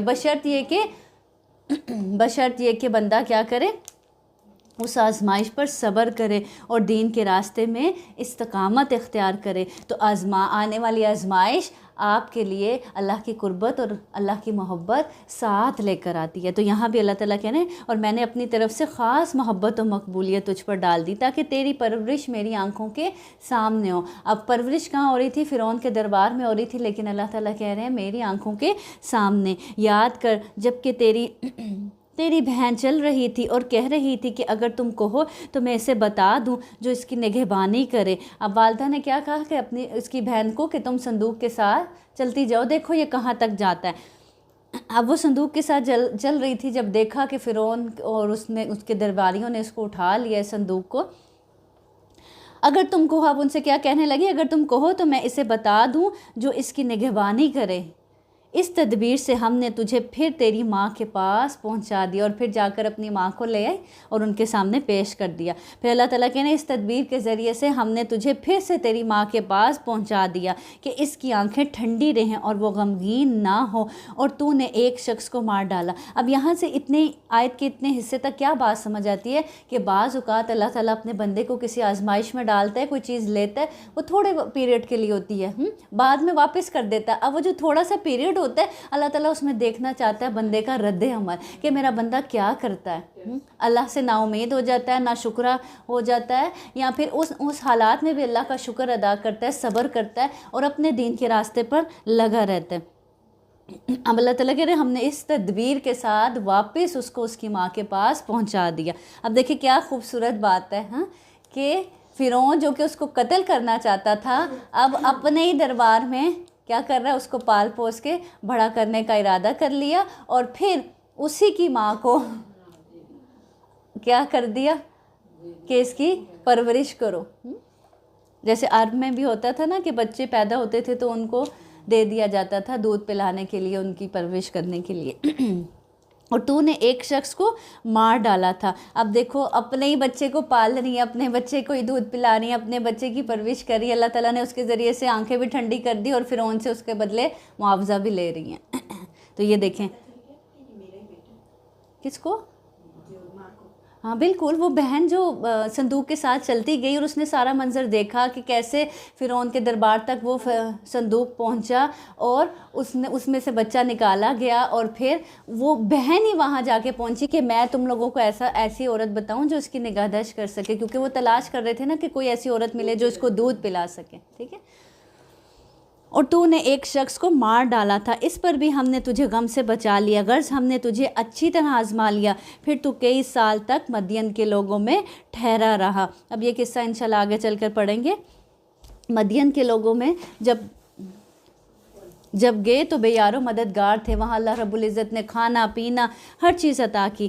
پھر تقدیر الہی کے مطابق اے موسیٰ تو آیا، یعنی اور وَاسْتَنَعْتُكَ لِنَفْسِي، اور میں نے تجھے خاص اپنی ذات کے لیے پسند فرما لیا. یعنی اتنی آزمائشوں سے گزار کر اللہ رب العزت کیا کہہ رہے ہیں کہ میں نے تمہیں اپنی ذات کے لیے چن لیا. تو اللہ تعالیٰ کسی کو اپنا بنانا چاہتا ہے، کسی سے اپنے دین کا کام لینا چاہتا ہے تو اس کو پہلے آزمائشوں میں ڈالتا ہے، آزمائشوں میں ڈال کے چھان پٹک کے دیکھتا ہے کہ کیا واقعی یہ اس کے قابل ہے. اب تو اپنے بھائی سمیت میری نشانیاں ہمراہ لیے ہوئے جا، اور خبردار میرے ذکر میں سستی نہ کرنا. تم دونوں فرعون کے پاس جاؤ، اس نے بڑی سرکشی کی ہے، اسے نرمی سے سمجھاؤ کہ شاید وہ سمجھ لے یا ڈر جائے. اب تو اپنے بھائی سمیت میری نشانیاں ہمراہ لیے ہوئے جا، کس کے پاس؟ فرعون کے پاس، اور خبردار میرے ذکر میں سستی نہ کرنا. اللہ کی یاد ایک قلعے کی طرح ہوتی ہے کہ انسان جب اللہ کا ذکر کرتا ہے تو گویا ایسے جیسے ایک قلعے میں بند ہو جاتا ہے. جب ایک قلعے میں بند ہو جائے تو باہر کچھ بھی ہوتا رہے، آپ قلعے میں محفوظ رہتے ہیں نا. اسی طرح جو انسان ذکر کرتا ہے نا، وہ اسی طرح اس کے آس پاس ایسے جیسے وہ ایک کسی قلعے میں بند ہو گیا. شیطان پھر اس پر حملہ نہیں کر سکتا، اس کے راستے میں رکاوٹیں نہیں ڈال سکتا. تو ذکر کو کیا کرنا چاہیے؟ اہمیت دینی چاہیے اور اپنی زندگی میں شامل کرنا چاہیے. اور خاص طور پر جب آپ دین کے کام کے لیے نکلتے ہیں، جیسے اب آپ یہاں پڑھنے سننے آتے ہیں یا کوئی بھی اور، تو ذکر کی زیادہ کثرت کریں تاکہ آپ پر شیطان حملہ نہ کر سکے اور آپ کے راستے میں کوئی رکاوٹ نہ ڈال سکے. اب اللہ تعالیٰ کہنے تم دونوں جاؤ، لیکن ایک بات یاد رکھنا، کیا؟ کہ میرے ذکر میں، میری یاد میں سستی نہ کرنا. تم دونوں فرعون کے پاس جاؤ، اس نے بڑی سرکشی مچائی ہے. فَقُولَا لَهُ قَوْلًا لَّيِّنًا لَعَلَّهُ يَتَذَكَّرُ أَوْ يَخْشَىٰ. اب کتنی خوبصورت بات کہ اسے نرمی سے سمجھاؤ. اللہ تعالیٰ کہہ رہے ہیں اس نے سرکشی تو بہت پھیلائی ہوئی ہے، بہت مچائی ہوئی ہے، لیکن تم نے کیسے بات کرنی ہے؟ نرمی سے بات کرنی ہے. تو جتنا بھی سرکش انسان ہے، اگر اس کو نصیحت کرنی ہے، اس کو حق بیان کرنا ہے، تو کیسے کرنا ہے؟ نرمی کے ساتھ، کہ شاید وہ سمجھ لے یا ڈر جائے. دونوں نے کہا اے ہمارے رب، ہمیں خوف ہے کہ کہیں فرعون ہم پر کوئی زیادتی نہ کرے یا اپنی سرکشی میں بڑھ نہ جائے. جو اب ملا کہ تم مطلقاً خوف نہ کرو، میں تمہارے ساتھ ہوں اور سنتا دیکھتا رہوں گا. اللہ تعالیٰ کہہ رہے ہیں تم خوف نہ کرنا، میں تمہارے ساتھ ہوں، میں سن بھی رہا ہوں تو دیکھ بھی رہا ہوں. تو یہ اللہ تعالیٰ نے ایک تسلی ہے اپنے ان بندوں کے لیے بھی جو بھی اللہ کے دین کے راستے کے لیے نکلتے ہیں. پھر اس راستے میں ان کو کوئی خوف نہیں ہونا چاہیے. کیوں؟ کیونکہ اللہ تعالیٰ کہہ رہے ہیں میں ان کو دیکھ بھی رہا ہوں اور سن بھی رہا ہوں. تم اس کے پاس جا کر کہو ہم تیرے پروردگار کے پیغمبر ہیں، تو ہمارے ساتھ بنی اسرائیل کو بھیج دے، ان کی سزائیں موقوف کر. ہم تو تیرے پاس تیرے رب کی طرف سے نشانی لے کر آئے ہیں، اور سلامتی اسی کے لیے ہے جو ہدایت کا پابند ہو جائے. ہماری طرف وحی کی گئی ہے کہ جو جھٹلائے اور روگردانی کرے اس کے لیے عذاب ہے. فرعون نے پوچھا اے موسیٰ تم دونوں کا رب کون ہے؟ جواب دیا کہ ہمارا رب وہ ہے جس نے ہر ایک کو اس کی خاص صورت شکل عنایت فرمائی، پھر راہ سجا دی. اس نے کہا اچھا یہ تو بتاؤ اگلے زمانوں والوں کا حال کیا ہونا چاہیے؟ جواب دیا کہ ان کا علم میرے رب کی ہاں کتاب میں موجود ہے، یعنی ہر ایک کے بارے میں لکھا ہوا ہے، اس کے مطابق ہی اس کو جزا دی جائے گی. نہ تو میرا رب غلطی کرتا ہے اور نہ بھولتا ہے. اسی نے تمہارے لیے زمین کو فرش بنایا ہے اور اس میں تمہارے چلنے کے لیے راستے بنائے ہیں، اور آسمان سے پانی بھی وہی برساتا ہے. پھر اس برسات کی وجہ سے مختلف قسم کی پیداوار بھی ہم ہی پیدا کرتے ہیں. تم خود کھاؤ اور اپنے چوپاؤں کو بھی چراؤ. کچھ شک نہیں کہ اس میں عقل مندوں کے لیے بہت سی نشانیاں کائنات پر غور و فکر کروا کے اللہ کی پہچان کروائی جا رہی ہے. اسی زمین میں سے ہم نے تمہیں پیدا کیا اور اسی میں پھر واپس لوٹائے جاؤ گے. اسی زمین سے تمہارا رزق نکالا، اسی مٹی سے تمہیں پیدا کیا اور اسی مٹی میں تم واپس لوٹ کر جاؤ گے. پھر انسان تکبر کیسا؟ کھانا تمہارا مٹی سے آتا ہے، تم مٹی سے بنے ہو، واپس تمہیں مٹی کے ساتھ مٹی ہو جانا ہے، پھر تکبر کیسا؟ اور اسی سے پھر دوبارہ تم کو نکال کر کھڑا کریں گے. ہم نے اسے اپنی سب نشانیاں دکھا دی، لیکن پھر بھی اس نے جھٹلایا اور انکار کر دیا. کہنے لگا اے موسیٰ کیا تو اسی لیے آیا ہے کہ ہمیں اپنے جادو کے زور سے ہمارے ملک سے باہر نکال دے؟ اچھا ہم بھی تیرے مقابلے میں اسی جیسا جادو ضرور لائیں گے، پس تو ہمارے اور اپنے درمیان ایک وعدے کا وقت مقرر کر لے کہ نہ ہم اس کا خلاف کریں اور نہ نہ تو صاف میدان میں مقابلہ ہو۔ موسیٰ علیہ السلام نے جواب دیا کہ زینت اور جشن کے دن کا وعدہ ہے، یعنی جس دن بہت بڑا میلہ ہے، کہا جاتا ہے کہ ان کا کوئی سالانہ میلہ اور جشن کا دن تھا یہ، جسے وہ عید کے طور پر مناتے تھے۔ کہا گیا کہ اسی دن یہ سب ہوگا تاکہ سب لوگوں کے سامنے ہو اور یہ لوگ دن چڑھے ہی جمع ہو جائیں۔ بس فرعون لوٹ گیا اور اس نے اپنے ہتھ کنڈے جمع کیے، پھر آ گیا۔ موسیٰ علیہ السلام نے موسیٰ علیہ السلام کے خلاف تیاریاں شروع کی، جادوگروں کو اکٹھا کیا۔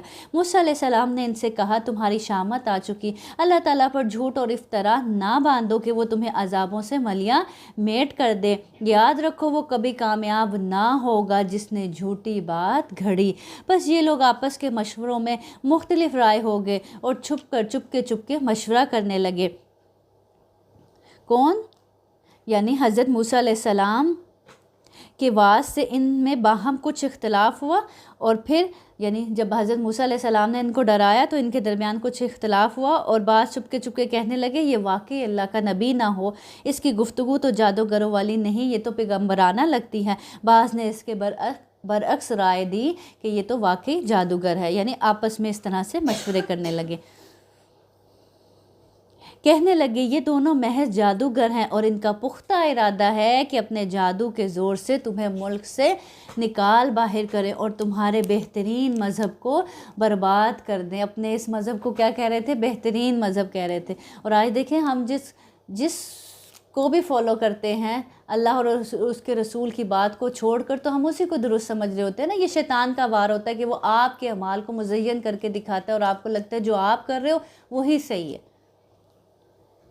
تو تم بھی اپنا کوئی داؤ اٹھا نہ رکھو، پھر صف بندی کر کے آؤ، جو آج غالب آ گیا وہی بازی لے گیا۔ کہنے لگے اے موسیٰ یا تو پہلے ڈال یا ہم پہلے ڈالنے والے بن جائیں۔ جواب دیا کہ نہیں، تم ہی پہلے ڈالو۔ اب تو موسیٰ علیہ السلام کو یہ خیال گزرنے لگا کہ ان کی رسیاں اور لکڑیاں ان کے جادو کے زور سے دوڑ بھاگ رہی ہیں۔ بس موسیٰ علیہ السلام نے اپنے دل ہی میں ڈر محسوس کیا۔ ہم نے فرمایا، یعنی اللہ تعالیٰ کہہ رہے ہم نے فرمایا کچھ خوف نہ کر، یقیناً تو ہی غالب اور برتر رہے گا، اور تیرے دائیں ہاتھ میں جو ہے اسے ڈال دے کہ ان کی تمام کاریگری کو وہ نگل جائے گا۔ انہوں نے جو کچھ بنایا یہ صرف جادوگروں کے کرتب ہیں، اور جادوگر کہیں سے بھی آئیں کامیاب نہیں ہوتا۔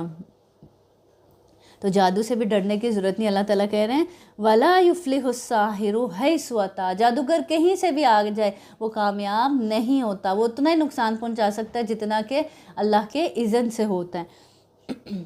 اب تو تمام جادوگر سجدے میں گر پڑے۔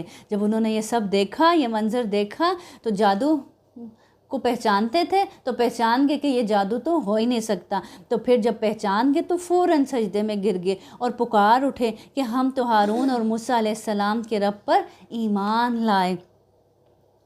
فرعون کہنے لگا کہ کیا میری اجازت سے پہلے ہی تم اس پر ایمان لے آئے؟ یقیناً یہی تمہارا وہ بڑا بزرگ ہے جس نے تم سب کو جادو سکھایا تھا۔ اب خود ہی جادوگر اکٹھے کر کے لایا تھا، لیکن جب جادوگر حق پہچان گئے اور ایمان لے آئے تو کہنے لگا کہ یہی تمہارا بڑا جس نے تم سب کو بھی جادو سکھایا تھا۔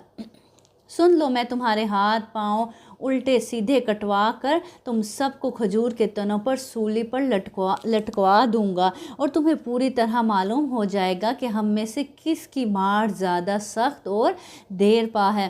اب ان کا کتنا خوبصورت جواب ہے۔ وہ کیا جواب دیتے ہیں؟ انہوں نے جواب دیا کہ ناممکن ہے کہ ہم تجھے ترجیح دیں ان دلیلوں پر جو ہمارے سامنے آ چکی ہیں، اور اس اللہ پر جس نے ہمیں پیدا کیا ہے۔ اب تو جو کچھ کرنے والا ہے کر گزر، تو جو کچھ بھی حکم چلا سکتا ہے وہ اسی دنیاوی زندگی میں ہی ہے نا، جو بھی تم ظلم و ستم کر سکتے ہو۔ فرعون سے کہنے لگے وہ اسی دنیا میں ہے نا، اس کے بعد مر کر تو ہمیں کہاں جانا ہے؟ اللہ ہی کے پاس جانا ہے۔ تو دیکھیں ابھی ایمان لائے، اور ایمان دیکھیں کتنا پختہ ہے کہ موت کا بھی ڈر نہیں، ان سزاؤں کا بھی ڈر نہیں۔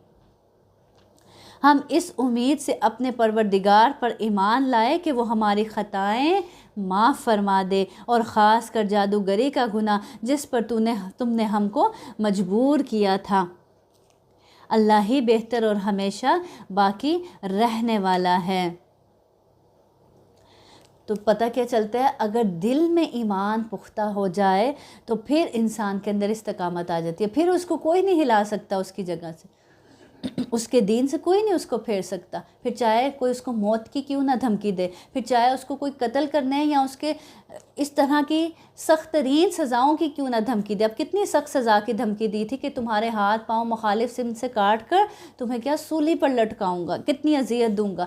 پھر یہ اذیتیں بھی پھر اس انسان کو ڈراتی نہیں کہ وہ اپنے ایمان سے مرتد ہو جائے۔ بات یہی ہے کہ جو بھی اب آج دیکھیں ہمیں کوئی اتنی بڑی بڑی آزمائشوں کا سامنا نہیں کرنا پڑتا، کوئی ہمیں یہ دھمکی نہیں دیتا اگر تم دین پر عمل کرو گے تو میں تمہارے اس طرح سے تم پر ظلم کروں گا، لیکن اس کے باوجود دیکھیں ہم کن باتوں کی وجہ سے، ہم سوچیں نا ہم کن باتوں کی وجہ سے دین پر عمل نہیں کر پاتے یا ہم اس راستے میں استقامت نہیں اختیار کر پاتے، اپنی ہی چھوٹی چھوٹی خواہشات کے بدلے نا۔ بعض اوقات نیند حاوی آ جاتی ہے، بعض اوقات اپنی سستی، بعض اوقات اپنی تھوڑی سی طبیعت سست ہوتی ہے تو ہم کہتے ہیں کہ چلو چھوڑو۔ تو دیکھیے جب ایمان پختہ ہوتا ہے پھر اتنی بڑی بڑی سزاؤں کی کوئی دھمکی بھی دے تو انسان پیچھے نہیں ہٹتا۔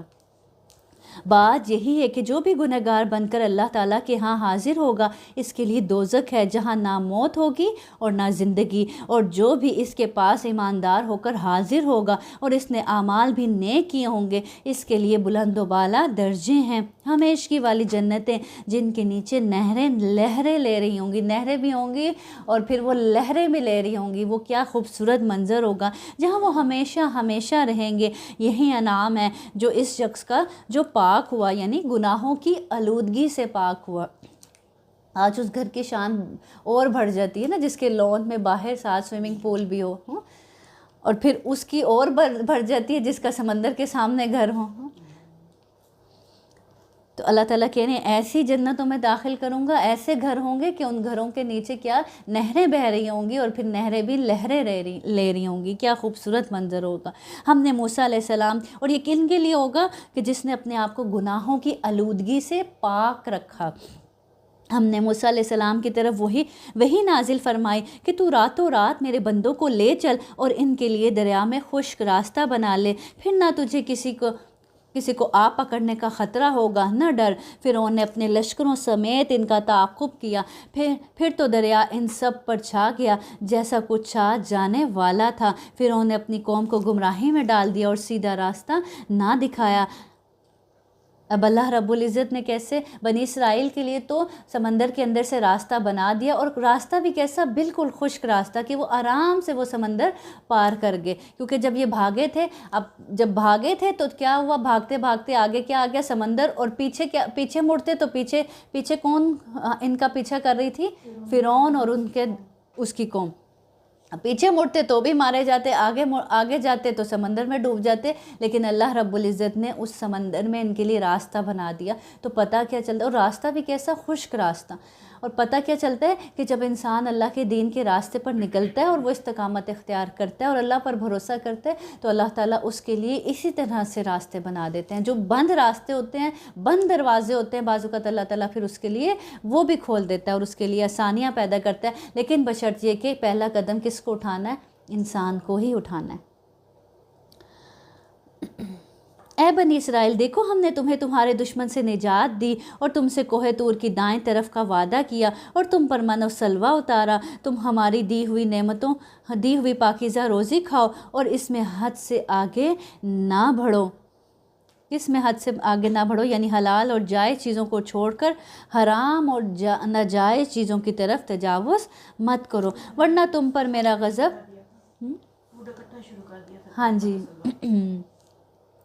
ورنہ تم پر میرا غضب نازل ہوگا۔ اور دیکھیں یہ انسان کی شروع سے ہی حرص ہے نا کہ وہ کہتا ہے اچھا چلو ختم نہ ہو جائے، اس کو جمع کر لو، حالانکہ روز اتر رہا تھا، پھر بھی لالچ اور حرص بڑھتی گئی۔ اور جس پر میرا غضب نازل ہو جائے وہ یقیناً تباہ ہوا۔ ہاں بے شک میں انہیں بخش دینے والا ہوں جو توبہ کرے، ایمان لائے، نیک عمل کرے اور راہ راست پر بھی رہیں۔ کن کو بخش دینے والا ہوں؟ جو توبہ کریں، توبہ کرنے کے بعد ایمان لائیں، फिर सिर्फ ईमान नहीं लाएं, ईमान लाने के बाद नेक अमाल शर्त है। जहाँ भी देखें कुरान में ईमान की बात की जाती है, नेक अमाल के साथ ही बात की जाती है कि नेक अमाल शर्त है। अगर ईमान ले नेक अमाल ना किए तो भी ईमान लाने का कोई फ़ायदा नहीं। और राह रास्त पर भी रहें, और फिर इस रास्ते पर यानी इस्तकामत, मरते दम तक फिर इस रास्ते पर लगे रहे, ईमान के रास्ते पर, हिदायत के रास्ते पर, और नेक अमाल करते रहे। नजात इन्हीं कामों में है। ए मूसा, तुझे अपनी कौम से गाफिल करके कौन सी चीज़ जल्दी ले आए?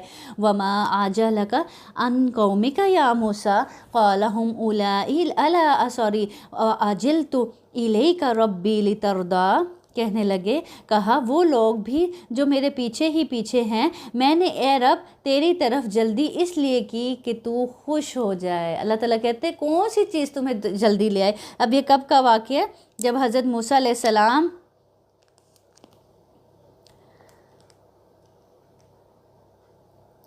मूसा अलैहिस्सलाम के बाद सामरी शख्स ने नहीं, ये जब मूसा अलैहिस्सलाम अपनी कौम को कोहे तूर पर लेकर गए थे ना, कौम के कुछ लोगों को। अब जब मूसा अलैहिस्सलाम अपनी कौम के साथ जा रहे थे तो मूसा अलैहिस्सलाम कैसे जल्दी जल्दी वहाँ पहुँच गए। तो अल्लाह ताला ने उनसे पूछा, ए मूसा, अपनी कौम से कौन सी चीज़ तुझे पहले ले आई कि तुम भाग कर आ गए? कौम पीछे ही क्या? कहने लगे मेरी कौम भी मेरे पीछे आ रही है, लेकिन मैं इसलिए भाग कर आ गया, इसलिए सबसे पहले पहुँच गया ताकि तू खुश हो जाए। हम में से कितने लोग ये सोच कर नेकी में जल्दी करते हैं कि मेरा रब खुश हो जाए। हाँ, जैसे आप माशाल्लाह मेरे आने से पहले यहाँ पहुँचे होते हैं।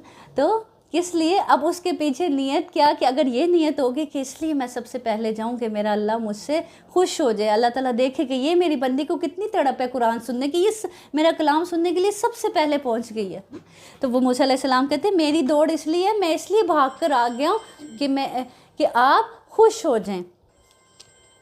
फरमाया, हमने तेरी कौम को तेरे पीछे आजमाइश में डाल दिया, उन्हें सामरी ने बहका दिया। बस मूसा अलैहिस्सलाम सख्त गज़बनाक होकर रंज के साथ वापस लौटे। अब ये वही वाक़या है जो पीछे गुजर चुका है ना, कि सामरी ने क्या किया था जब हज़रत मूसा अलैहिस्सलाम गए थे और पीछे से लोगों को भड़काया और फिर वो सोने का एक बछड़ा बनाया और फिर उनको कहा कि पूछो इसको, और कहने लगे, ए मेरी कौम वालों, क्या तुमसे तुम्हारे परवरदिगार ने नेक वादा नहीं किया था?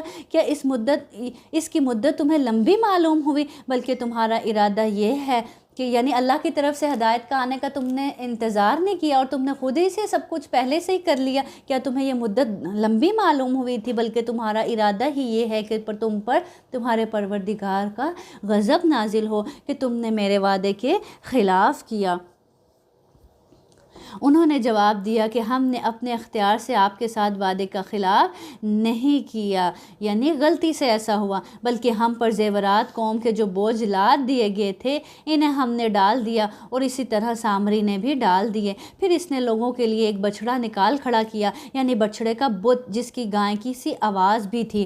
फिर कहने लगे कि यही तुम्हारा माबूद भी है और मूसा का भी, लेकिन मूसा भूल गए हैं। क्या कहते हैं? ये तुम्हारा भी माबूद है और मूसा का भी, मूसा भूल गए हैं।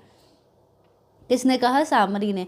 क्या ये गुमराह लोग ये भी नहीं देखते कि वो तो इनकी बात का जवाब भी नहीं दे सकता और ना इनकी किसी बुरी भले का इख्तियार रखता है? और हारून अलैहिस्सलाम ने इससे पहले ही इनसे कह दिया था, ए मेरी कौम वालों, इस बछड़े से तो सिर्फ तुम्हारी आजमाइश की गई है, तुम्हारा हकीकी परवरदिगार तो अल्लाह रहमान ही है। बस तुम सब मेरी ताबेदारी करो और मेरी बात मानते चले जाओ। उन्होंने जवाब दिया कि मूसा अलैहिस्सलाम की वापसी तक तो हम इसके मजावर बने ही बैठे रहेंगे, यानी जब तक मूसा अलैहिस्सलाम नहीं आते हमें तुम इससे नहीं दूर कर सकते। किसको कह रहे थे? हारून अलैहिस्सलाम को। मूसा अलैहिस्सलाम कहने लगे, ए हारून, इन्हें गुमराह होता हुआ देखते हुए तुझे किस चीज़ ने रोका था, यानी किस चीज़ ने तुम्हें रोका था कि तुमने इनको नहीं मना किया और इनको गुमराह होने दिया कि तू मेरे पीछे ना आया? क्या तू भी मेरे फरमान का नाफरमान बन बैठा? हारून अलैहिस्सलाम ने कहा, ए मेरे माँ जाए भाई, अब कितने प्यार से उनको जवाब दे, मेरी दाढ़ी ना पकड़ और सर के बाल ना खींच। तो अगर कभी दूसरे को गुस्सा आ जाए, अब ये मुखलिस दोस्त कैसे होते हैं, पीछे अल्लाह रब्बुल इज़्ज़त ने मूसा अलैहिस्सलाम ने अल्लाह रब्बुल इज़्ज़त से मुखलिस साथी मांगा था ना अपने अहल से, यानी हारून अलैहिस्सलाम को मेरा साथी बना दे। अब मुखलिस साथी कैसा होता है कि जब एक को गुस्सा आ जाए तो दूसरा ठंडे मिजाज से सुनता है और फिर प्यार से उसके गुस्से को ठंडा करने की कोशिश करता है और प्यार से उसको समझाता है, जैसे हारून अलैहिस्सलाम ने कहा। अगर उस वक्त दोनों भड़क जाते तो क्या होता, फसाद हो जाता ना। हारून अलैहिस्सलाम ने कहा, ए मेरी माँ जाए भाई, मेरी दाढ़ी ना पकड़ और सर के बाल ना खींच, मुझे तो सिर्फ ये ख्याल दामनगीर हुआ कि कहीं आप ये ना फरमाए कि तूने बनी इसराइल में तफरका डाल दिया। क्यों, क्या हुआ था, यानी जब इन्होंने बछड़ा बना लिया था, माबूद बना लिया था, तो बहुत ज़्यादा तादाद क्या थी उनको पूजने वाली थी और कम तादाद थी जो नहीं पूजने वाली थी उनको। तो क्या था कि वो कहते कि अगर मैं मना करता तो वो जो अक्सरियत थी वो गालिब आ जाती और खाना जंगी का अंदेशा था, इसलिए मैंने क्या किया, फिर इंतज़ार किया तुम्हारे आने का और सब्र से काम लिया, क्योंकि मुझे डर था कि इनमें तफरका ना पैदा हो जाए और मेरी बात का इंतज़ार ना किया कि तूने बनी इसराइल में तफरका डाल दिया। यानी आप ये ना आके कहते कि तुमने इनको आपस में खाना जंगी शुरू करा दी और इनमें तफरका डाल दिया और मेरे आने का इंतज़ार ना किया, मेरी बात का इंतज़ार ना किया। मूसा अलैहिस्सलाम ने पूछा, सामरी तेरा क्या मामला है? इसने जवाब दिया कि मुझे वो चीज़ दिखा दी जो इन्हें दिखाई नहीं दी, तो मैंने फरसतादा इलाही के नक्शे कदम से एक मुट्ठी भर ली, इसे इसमें डाल दिया। अब क्या दिखाया गया कि जिब्राईल अलैहिस्सलाम के घोड़े को गुजरते हुए सामरी ने देखा और इसके कदमों के नीचे की मिट्टी उसने संभाल कर रख ली, जिसमें कुछ खर्क आदत असरात थे। इस मट्टी को मुट्ठी इसने पिघले हुए जेवरात या बछड़े में डाली तो इसमें से एक किस्म की आवाज़ निकलनी शुरू होगी जो इनके फितने का बायस बन गई, इनके लिए आजमाइश का सबब बन गई। इसी तरह मेरे दिल ने, अब यहाँ पे यही कह रहा है कि मुझे वो चीज़ दिखाएगी जो इन्हें नहीं दिखाएगी, इसी तरह मेरे दिल ने ये बात मेरे लिए भली बना दी। कौन कह रहा है? सामरी कह रहा है। कहा, अच्छा जा दुनिया की ज़िंदगी में तेरी सज़ा यही है। क़ाल फ़ज़हब फ़इन्ना लका फ़िल हयाती अन तक़ूला ला मिसास, तेरी दुनिया की ज़िंदगी में सज़ा ये है कि तू कहता रहेगा, क्या कहता रहेगा, कि मुझे ना छूना। अब इसको क्या सज़ा अल्लाह रब्बुल इज़्ज़त ने दी थी कि इसको एक ऐसी बीमारी लाहक हो गई थी कि अगर कोई इसको हाथ लगाता है, जैसे हम में से भी अक्सर किसी का हाथ किसी को टच हो जाता है ना, कोई करीब बैठते हैं, मिलते हैं तो इसके पास कोई भी आने लगता तो ये चीख उठता था कि मुझे ना छूना, ला मिसास, मुझे ना हाथ लगाना, मुझे ना छूना। क्यों? क्योंकि कोई अगर इसको छूता था तो ये ख़ुद और जो इसको छूता था वो भी सख्त तरीन बुखार में मुब्तला हो जाता था। तो इसलिए ये इंसानों को देखकर चीखता था कि मुझे कोई हाथ ना लगाए। फिर कहा जाता है कि ये फिर इंसानों की बस्ती से निकलकर जंगल में चला गया, जहाँ जानवरों के साथ इसकी ज़िंदगी गुजरी और यूं इबरत का नमूना बन गया। ये तो क्या कहता था कि मुझे ना छूना, और एक और भी वादा तेरे साथ है जो तुझसे हरगिज़ ना टलेगा। अल्लाह ताला कह रहे हैं ये तो दुनिया का अजाब था ना जो तुझे दिया, लेकिन एक और वादा है, वो कब है? आखिरत में, आखिरत के अजाब की सूरत में। और अब तू अपने इस माबूद को भी देख लेना जिसका एतकाफ़ किए हुए था कि हम इसे जलाकर दरिया में रेज़ा रेज़ा उड़ा देंगे, यानी उसी बछड़े को जिसको माबूद बनाए बैठे थे। असल बात यही है कि तुम सब का माबूद बरहक सिर्फ अल्लाह ही है, इसके सिवा कोई इबादत के लायक नहीं, इसका इल्म तमाम चीज़ों पर हावी है। इसी तरह हम तेरे सामने पहले की गुजरी हुई वारदातें बयान फरमा रहे हैं और यकीनन हम तुझे अपने पास से नसीहत अता फरमा चुके हैं। कौन सी नसीहत? यानी ये कुरान की सूरत में। इससे जो मुँह फेर लेगा, अल्लाह ताला कह रहे मन आरज़ा अन्हु फ़इन्नहु यहमिलु यौमल क़ियामति विज़रा, इससे जो मुँह फेर लेगा, यानी इस किताब से, इस कुरान से, इस अल्लाह की नसीहत से, वो यकीनन क़यामत के दिन अपना भारी बोझ लादे हुए आएगा। किस सूरत में? गुनाहों की सूरत में भारी बोझ उठाए हुए आएगा। جس میں یہ ہمیشہ ہی رہیں گا، اور ان کے لیے قیامت کے دن بڑا برا بوجھ ہوگا، جس دن سور پھونکا جائے گا، اور گناہگاروں کو ہم اس دن دہشت کی وجہ سے نیلی پیلی آنکھوں کے ساتھ گھیر لائیں گے۔ وہ آپس میں چپ کے کہہ رہے ہوں گے کہ ہم تو دنیا میں صرف ایک دن ہی رہے۔ جو کچھ وہ کہہ رہے ہیں اس کی حقیقت سے ہم باخبر ہیں۔ ان میں سب سے زیادہ اچھی راہ والا کہہ رہا ہوگا کہ تم تو صرف ایک دن ہی رہے۔ اب جس دن سور پھونکا جائے گا وہ کون سا دن ہوگا؟ قیامت کا دن ہوگا، اور یہ قیامت کے دن کا منظر کھینچا جا رہا ہے، اور اس میں آپس میں کیا کہہ رہے ہوں گے کہ ہم تو صرف دنیا میں ایک دن یا دن کا کچھ حصہ ہی رہے۔ یعنی وہ دن اتنا سخت ترین ہوگا اور اتنا بڑا ہوگا کہ ان کو لگے گا کہ دنیا میں تو صرف اتنا سا وقت گزار کے آیا ہے۔ اور جب سور پھونکا جائے گا، نبی کریم صلی اللہ علیہ وسلم نے فرمایا اسرائیل علیہ السلام نے کرن کا لقمہ بنایا ہوا ہے، یعنی اسے منہ میں لگائے کھڑے ہیں، پیشانی جھکائی یا موڑی ہوئی ہے، رب کے حکم کے انتظار میں ہے کہ کب اسے حکم دیا جائے اور وہ اس میں پھونک مار دیں اور قیامت برپا ہو جائے۔ حضرت اسرافیل کے پہلے نفخے سے سب پر موت طاری ہو جائے گی، یعنی سب مر جائیں گے، اور دوسرے نفخے سے بحکم الہی سب زندہ ہو جائیں گے، جو اس وقت مریں گے یا جو پہلے سے فوت ہو چکے ہوں گے وہ سب زندہ ہو جائیں گے اور میدان حشر میں جمع ہو جائیں گے۔ تو اس آیت میں یہی دوسرے نفخے کا ذکر ہے۔ وہ آپ سے پہاڑوں کی نسبت سوال کرتے ہیں، اللہ تعالیٰ کہہ رہے ہیں تو آپ کہہ دیں کہ انہیں میرا رب ریزہ ریزہ کر کے اڑا دے گا اور زمین کو بالکل ہموار صاف میدان کر کے چھوڑے گا۔ کیا منظر ہوگا جب زلزلہ آتا ہے تو ہم کبھی دیکھتے ہیں کہ کیسے ہر چیز درم برم ہو جاتی ہے، ٹوٹ پھوٹ رہی ہوتی ہے، چیخ و پکار کی آوازیں آ رہی ہوتی ہیں، چیزوں کے ٹوٹنے کی آوازیں آ رہی ہوتی ہیں۔ تو وہ کیا منظر ہوگا جب قیامت کا زلزلہ آئے گا کہ پہاڑ ٹوٹ کے ریزہ ریزہ ہو جائیں گے اور اڑا دیے جائیں گے، اور زمین پر ساری چیزیں ملیاں میٹ ہو کر زمین کیسی ہو جائے گی؟ صاف چٹیل میدان بن جائے گی، اور اس میدان میں پھر سب جمع کیے جائیں گے،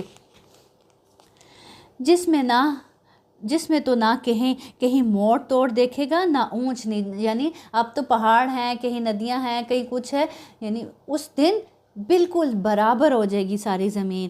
یومئذ یتبعون الداعی لا عوج لہ وخشیت الاصوات للرحمن فلا تسمع الا ہمسا۔ جس دن لوگ پکارنے والے کے پیچھے چلیں گے جس میں کوئی کجی نہ ہوگی، یعنی کوئی تیرا نہ جائے گا، سیدھا بس آواز کے پیچھے سب دوڑتے چلے جائیں گے، اور اللہ رحمان کے سامنے تمام آوازیں پست ہو جائیں گی۔ آج تو بڑا آوازیں نکلتی ہیں نا، بہت کچھ بولتے ہیں، اللہ کو بھی بہت کچھ کہہ جاتے ہیں، لوگوں کے سامنے بھی بہت کچھ بولتے ہیں کہ ہم اللہ تعالیٰ سے یہ کہہ دیں گے وہ کہہ دیں گے، لیکن اس روز ایسا ہولناک دن ہوگا سب آوازیں اللہ رحمان کے سامنے پست ہو جائیں گی، سوائے خسر پسر کے تجھے کچھ بھی سنائی نہ دے گا، بالکل خاموشی ہوگی۔ یہ سب قیامت کا منظر کھینچا جا رہا ہے۔ اس دن سفارش کچھ کام نہ آئے گی مگر جسے رحمان حکم دے اور اس کی بات کو پسند فرمائے۔ جو کچھ ان کے آگے پیچھے ہے اسے اللہ ہی جانتا ہے، مخلوق کا علم اس پر حاوی نہیں ہو سکتا۔ تمام چہرے اس زندہ اور قائم و دائم مدبر اللہ کے سامنے کمال عاجزی سے جھکے ہوئے ہوں گے۔ یقیناً وہ برباد ہوا جس نے ظلم لاد لیا، کس کے اوپر؟ اپنے اوپر۔ کس صورت میں؟ گناہوں کی صورت میں۔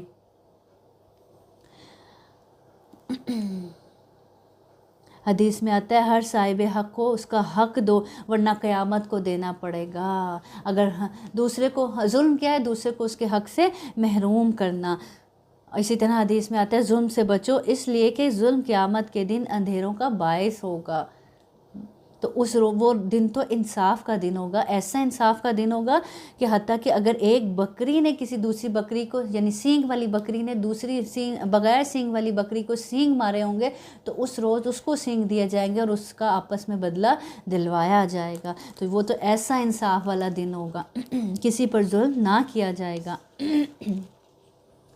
سوائے اسی پر جو خود دنیا سے گناہوں کی صورت میں اپنے اوپر ظلم لاد کر گیا ہوگا۔ اور جو نیک اعمال کرے اور ایماندار بھی ہو تو نہ اسے بے انصافی کا کھٹکا ہوگا نہ حق تلفی کا۔ اسی طرح ہم نے تجھ پر عربی قرآن نازل فرمایا ہے اور طرح طرح سے اس میں ڈر کا بیان سنایا ہے تاکہ لوگ پرہیزگار بن جائیں یا ان کے دل میں سوچ سمجھ تو پیدا کریں۔ پس اللہ عالی شان والا سچا اور حقیقی بادشاہ ہے۔ تو قرآن پڑھنے میں جلدی نہ کر اس سے پہلے کہ تیری طرف جو وحی کی جاتی ہے وہ پوری کی جائے۔ ہاں یہ دعا کر کہ پروردگار میرا علم بڑھا دے، ربی زدنی علما۔ حضرت جبرائیل علیہ السلام جب وحی لے کر آتے اور سناتے نبی کریم صلی اللہ علیہ وسلم کو تو نبی کریم صلی اللہ علیہ وسلم جلدی جلدی ساتھ ساتھ پڑھتے جاتے کہ کہیں اس کا میں کچھ حصہ بھول نہ جاؤں، یعنی ساتھ ساتھ اس کو اس لیے جلدی جلدی پڑھتے۔ تو اللہ تعالیٰ نے اس سے منع فرمایا اور تاکید کی کہ غور سے پہلے وحی کو سنیں۔ اس لیے جب تلاوت پڑھ کر سنائی جا رہی ہو تو اس کو خاموشی سے سننا چاہیے، اس کے پیچھے پیچھے پڑھنا نہیں چاہیے۔ جیسے ہوتا ہے نا قرأت ہو رہی ہوتی ہے نماز کے اندر اور آپ کو وہ صورت آتی ہوتی ہے تو وہ آپ ساتھ ساتھ پڑھنے لگ جاتے ہیں۔ جب سنایا جا رہا ہو تو پھر بس خاموشی سے سنو۔ اور کیا دعا کیا کرو؟ ربی زدنی علما۔ کس کو کہا جا رہا ہے؟ نبی کریم صلی اللہ علیہ وسلم سے کہا جا رہا ہے۔ پڑھتے ہیں آپ یہ دعا؟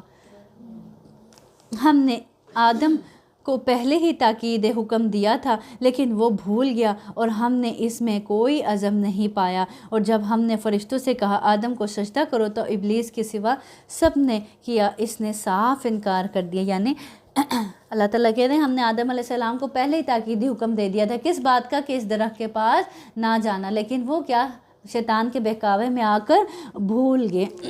یہاں پہ اسی کا ذکر کیا جا رہا ہے۔ اور جب ہم نے فرشتوں سے کہا آدم علیہ السلام کو سجدہ کرو تو ابلیس کے سوا سب نے کیا، اس نے صاف انکار کر دیا۔ تو ہم نے کہا اے آدم یہ تیرا اور تیری بیوی کا دشمن ہے، خیال رکھنا ایسا نہ ہو کہ وہ تم دونوں کو جنت سے نکلوا دے کہ تم مصیبت میں پڑ جائے۔ یہاں تو تجھے یہ آرام ہے کہ نہ تو بھوکا ہوتا ہے نہ ننگا، اور نہ تو یہاں پیاسا ہوتا ہے نہ دھوپ سے تکلیف اٹھاتا ہے۔ لیکن شیطان نے اسے وسوسہ ڈالا، کہنے لگا کہ کیا میں تجھے دائمی زندگی کا درخت اور بادشاہت بتلاؤں کہ جو کبھی پرانی نہ ہو؟ چنانچہ ان دونوں نے اس درخت سے کچھ کھا لیا، بس ان کے سطر کھل گئے، دہشت کے پتے اپنے اوپر ٹاکنے لگے۔ آدم علیہ السلام نے اپنے رب کی نافرمانی کی، بس بہک گیا۔ اب دیکھیں سب سے پہلے اس نے کیا ہی اتروایا تھا؟ لباس ہی اتروایا تھا۔ تو آج بھی وہ کیا اترواتا ہے؟ لباس ہی اتروا رہا ہے۔ اور پھر دیکھیں کیا وسوسہ ڈالا کہ اللہ نے تمہیں اس لیے منع کیا ہے کہ کہیں اگر تم اس درخت کا پھل کھا لو گے تو کہیں ہمیشہ کی بادشاہت نہ تمہیں مل جائے، ہمیشہ جنت میں ہی نہ رہنا پڑ جائے، جنت میں نہ رہ لو، اس لیے اللہ تعالیٰ نے اس درخت کے پاس جانے سے تمہیں منع کیا۔ اب اس طرح سے چکنی چوپڑی باتیں کر کر ان کو وسوسہ ڈالا اور بہکا دیا۔ پھر اس کے رب نے نوازا، اس کی توبہ قبول کی۔ کب نوازا؟ یعنی جب حضرت آدم علیہ السلام سے غلطی ہوگی ان کو احساس ہوا، انہوں نے فوراً پلٹ گئے، اللہ تعالیٰ سے توبہ کی، اور پھر توبہ بھی کیسی کی؟ سچی توبہ کی۔ جب سچی توبہ کی تو اللہ تعالیٰ نے بھی ان کو نوازا، یعنی کیسے نوازا؟ ان کی توبہ قبول فرما کر، اور پھر ان کی رہنمائی کی۔ اللہ تعالیٰ کہنے پھر اس کی رہنمائی کی۔ تو بندہ مومن سے بھی غلطی ہو جاتی ہے، بعض اوقات وہ شیطان کے بہکاوے میں آ جاتا ہے، لیکن وہ کیا کرتا ہے؟ پھر اللہ رب العزت سے فوراً سچی توبہ کر لیتا ہے، اللہ کی طرف پلٹ آتا ہے۔ فرمایا تم دونوں یہاں سے اتر جاؤ، تم آپس میں ایک دوسرے کے دشمن ہو۔ اب تمہارے پاس جب کبھی میری طرف سے ہدایت پہنچے تو جو میری ہدایت کی پیروی کرے نہ تو وہ بہکے نہ تکلیف میں پڑے، اور ہاں جو میری یاد سے روگردانی کرے گا اس کی زندگی تنگی میں ہی رہے گی۔ اب سن لیں اس آیت کو غور سے، کیا کہہ رہے ہیں اللہ تعالیٰ؟ ومن اعرض عن ذکری، جو میری اس نصیحت سے، اس کتاب سے اعراض برتے گا، میرے ذکر میری یاد سے اعراض برتے گا، فَإِنَّ لَهُ مَعِيشَةً ضَنْكَ، ہم اس کی زندگی کو تنگ کر دیں گے، وَنَحْشُرُهُ يَوْمَ الْقِيَامَةِ أَعْمَى، اور ہم اسے بروز قیامت اندھا کر کے اٹھائیں گے۔ کتنی سخت سزا ہے کہ جو اللہ کی کتاب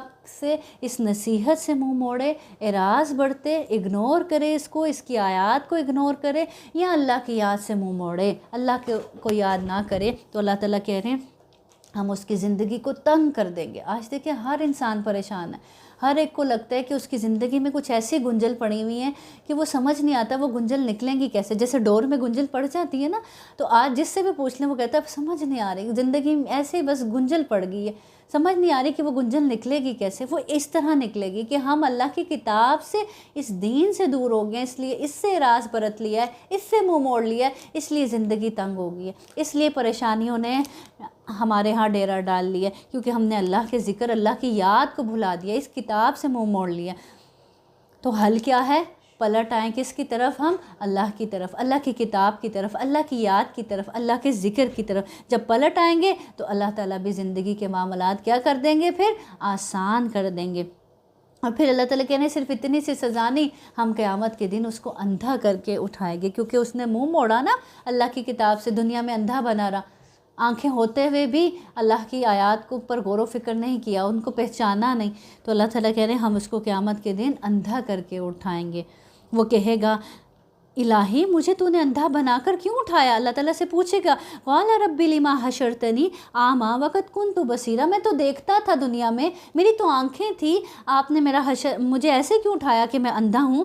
جواب ملے گا اسی طرح ہونا چاہیے تھا، تو میری آئی ہوئی آیتوں کو بھول گیا تو آج تو بھی بھلا دیا جاتا ہے۔ یعنی اس دن اس کو اللہ تعالیٰ کہیں گے دنیا میں میرے ذکر کو، میری یاد کو، میری کتاب کو بھلائے رکھا، آج میں بھی تمہیں بھلا دیا۔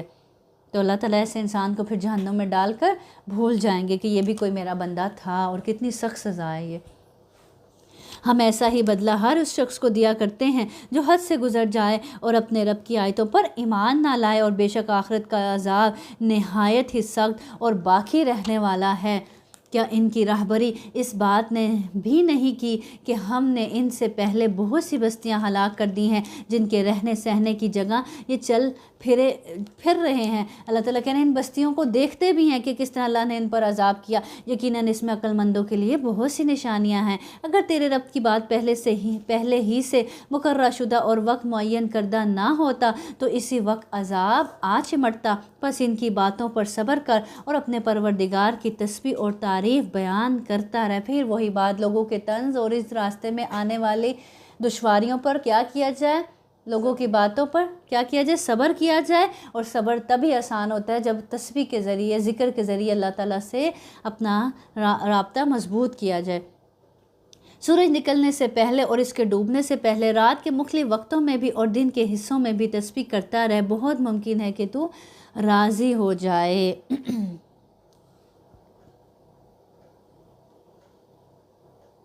یعنی آپ کو وہ مقام و مرتبہ حاصل ہو جائے جس سے آپ کا نفس راضی ہو جائے۔ تو بعض کے نزدیک ان اوقات سے مراد 5 نمازیں ہیں، اور بعض کے نزدیک ان اوقات سے ویسے ہی اللہ کی تسبیح اور تحمید مراد ہے۔ اور اپنی نگاہیں ہرگز ان چیزوں کی طرف نہ دوڑانا جو ہم نے ان میں سے مختلف لوگوں کو آرائش دنیا کے لیے دے رکھی ہیں تاکہ انہیں اس میں آزما لیں۔ اللہ تعالیٰ کہہ رہے ہیں دنیا والوں کو دیکھ کر دنیا کی ایسی حسرتیں نہ کرنا کہ ہر وقت انہی کے لیے حسرتیں کرتے رہو کہ کاش ہمارے پاس بھی یہ سب ہوتا۔ اللہ تعالیٰ کہہ رہے ہیں وہ سب ہم نے ان کو کس لیے دیا ہے؟ آزمائش کے لیے دیا ہے۔ تیرے رب کا دیا ہوا ہی بہت بہتر اور باقی رہنے والا ہے۔ یعنی اللہ کا دیا ہوا کیا؟ ہدایت کی توفیق، نیکیوں کی توفیق۔ وہ اللہ تعالیٰ کہہ رہے ہیں یہ جو اللہ کا دیا ہوا ہے نا یہ بہت باقی رہنے والا ہے آخرت کے اعتبار سے۔ اپنے گھرانے کے لوگوں پر نماز کی تاکید رکھ اور خود بھی اس پر جمع رہ۔ ہم تجھ سے روزی نہیں مانگتے بلکہ ہم خود تجھے روزی دیتے ہیں، آخر میں بول بالا پرہیزگاری ہی کا ہوتا ہے۔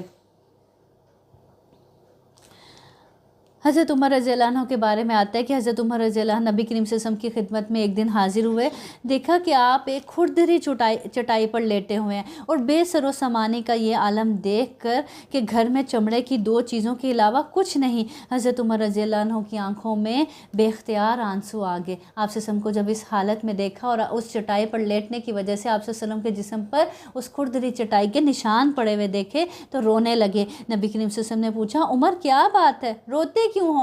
عرض کیا یا رسول اللہ کیسر و کسریٰ کس طرح آرام اور راحت کی زندگی گزارے، نعمتوں بھری، اور آپ باوجود اس بات کے کہ آپ افضل الخلق ہیں یہ حال ہے آپ کا۔ فرمایا عمر کیا تم اب تک شک میں ہو؟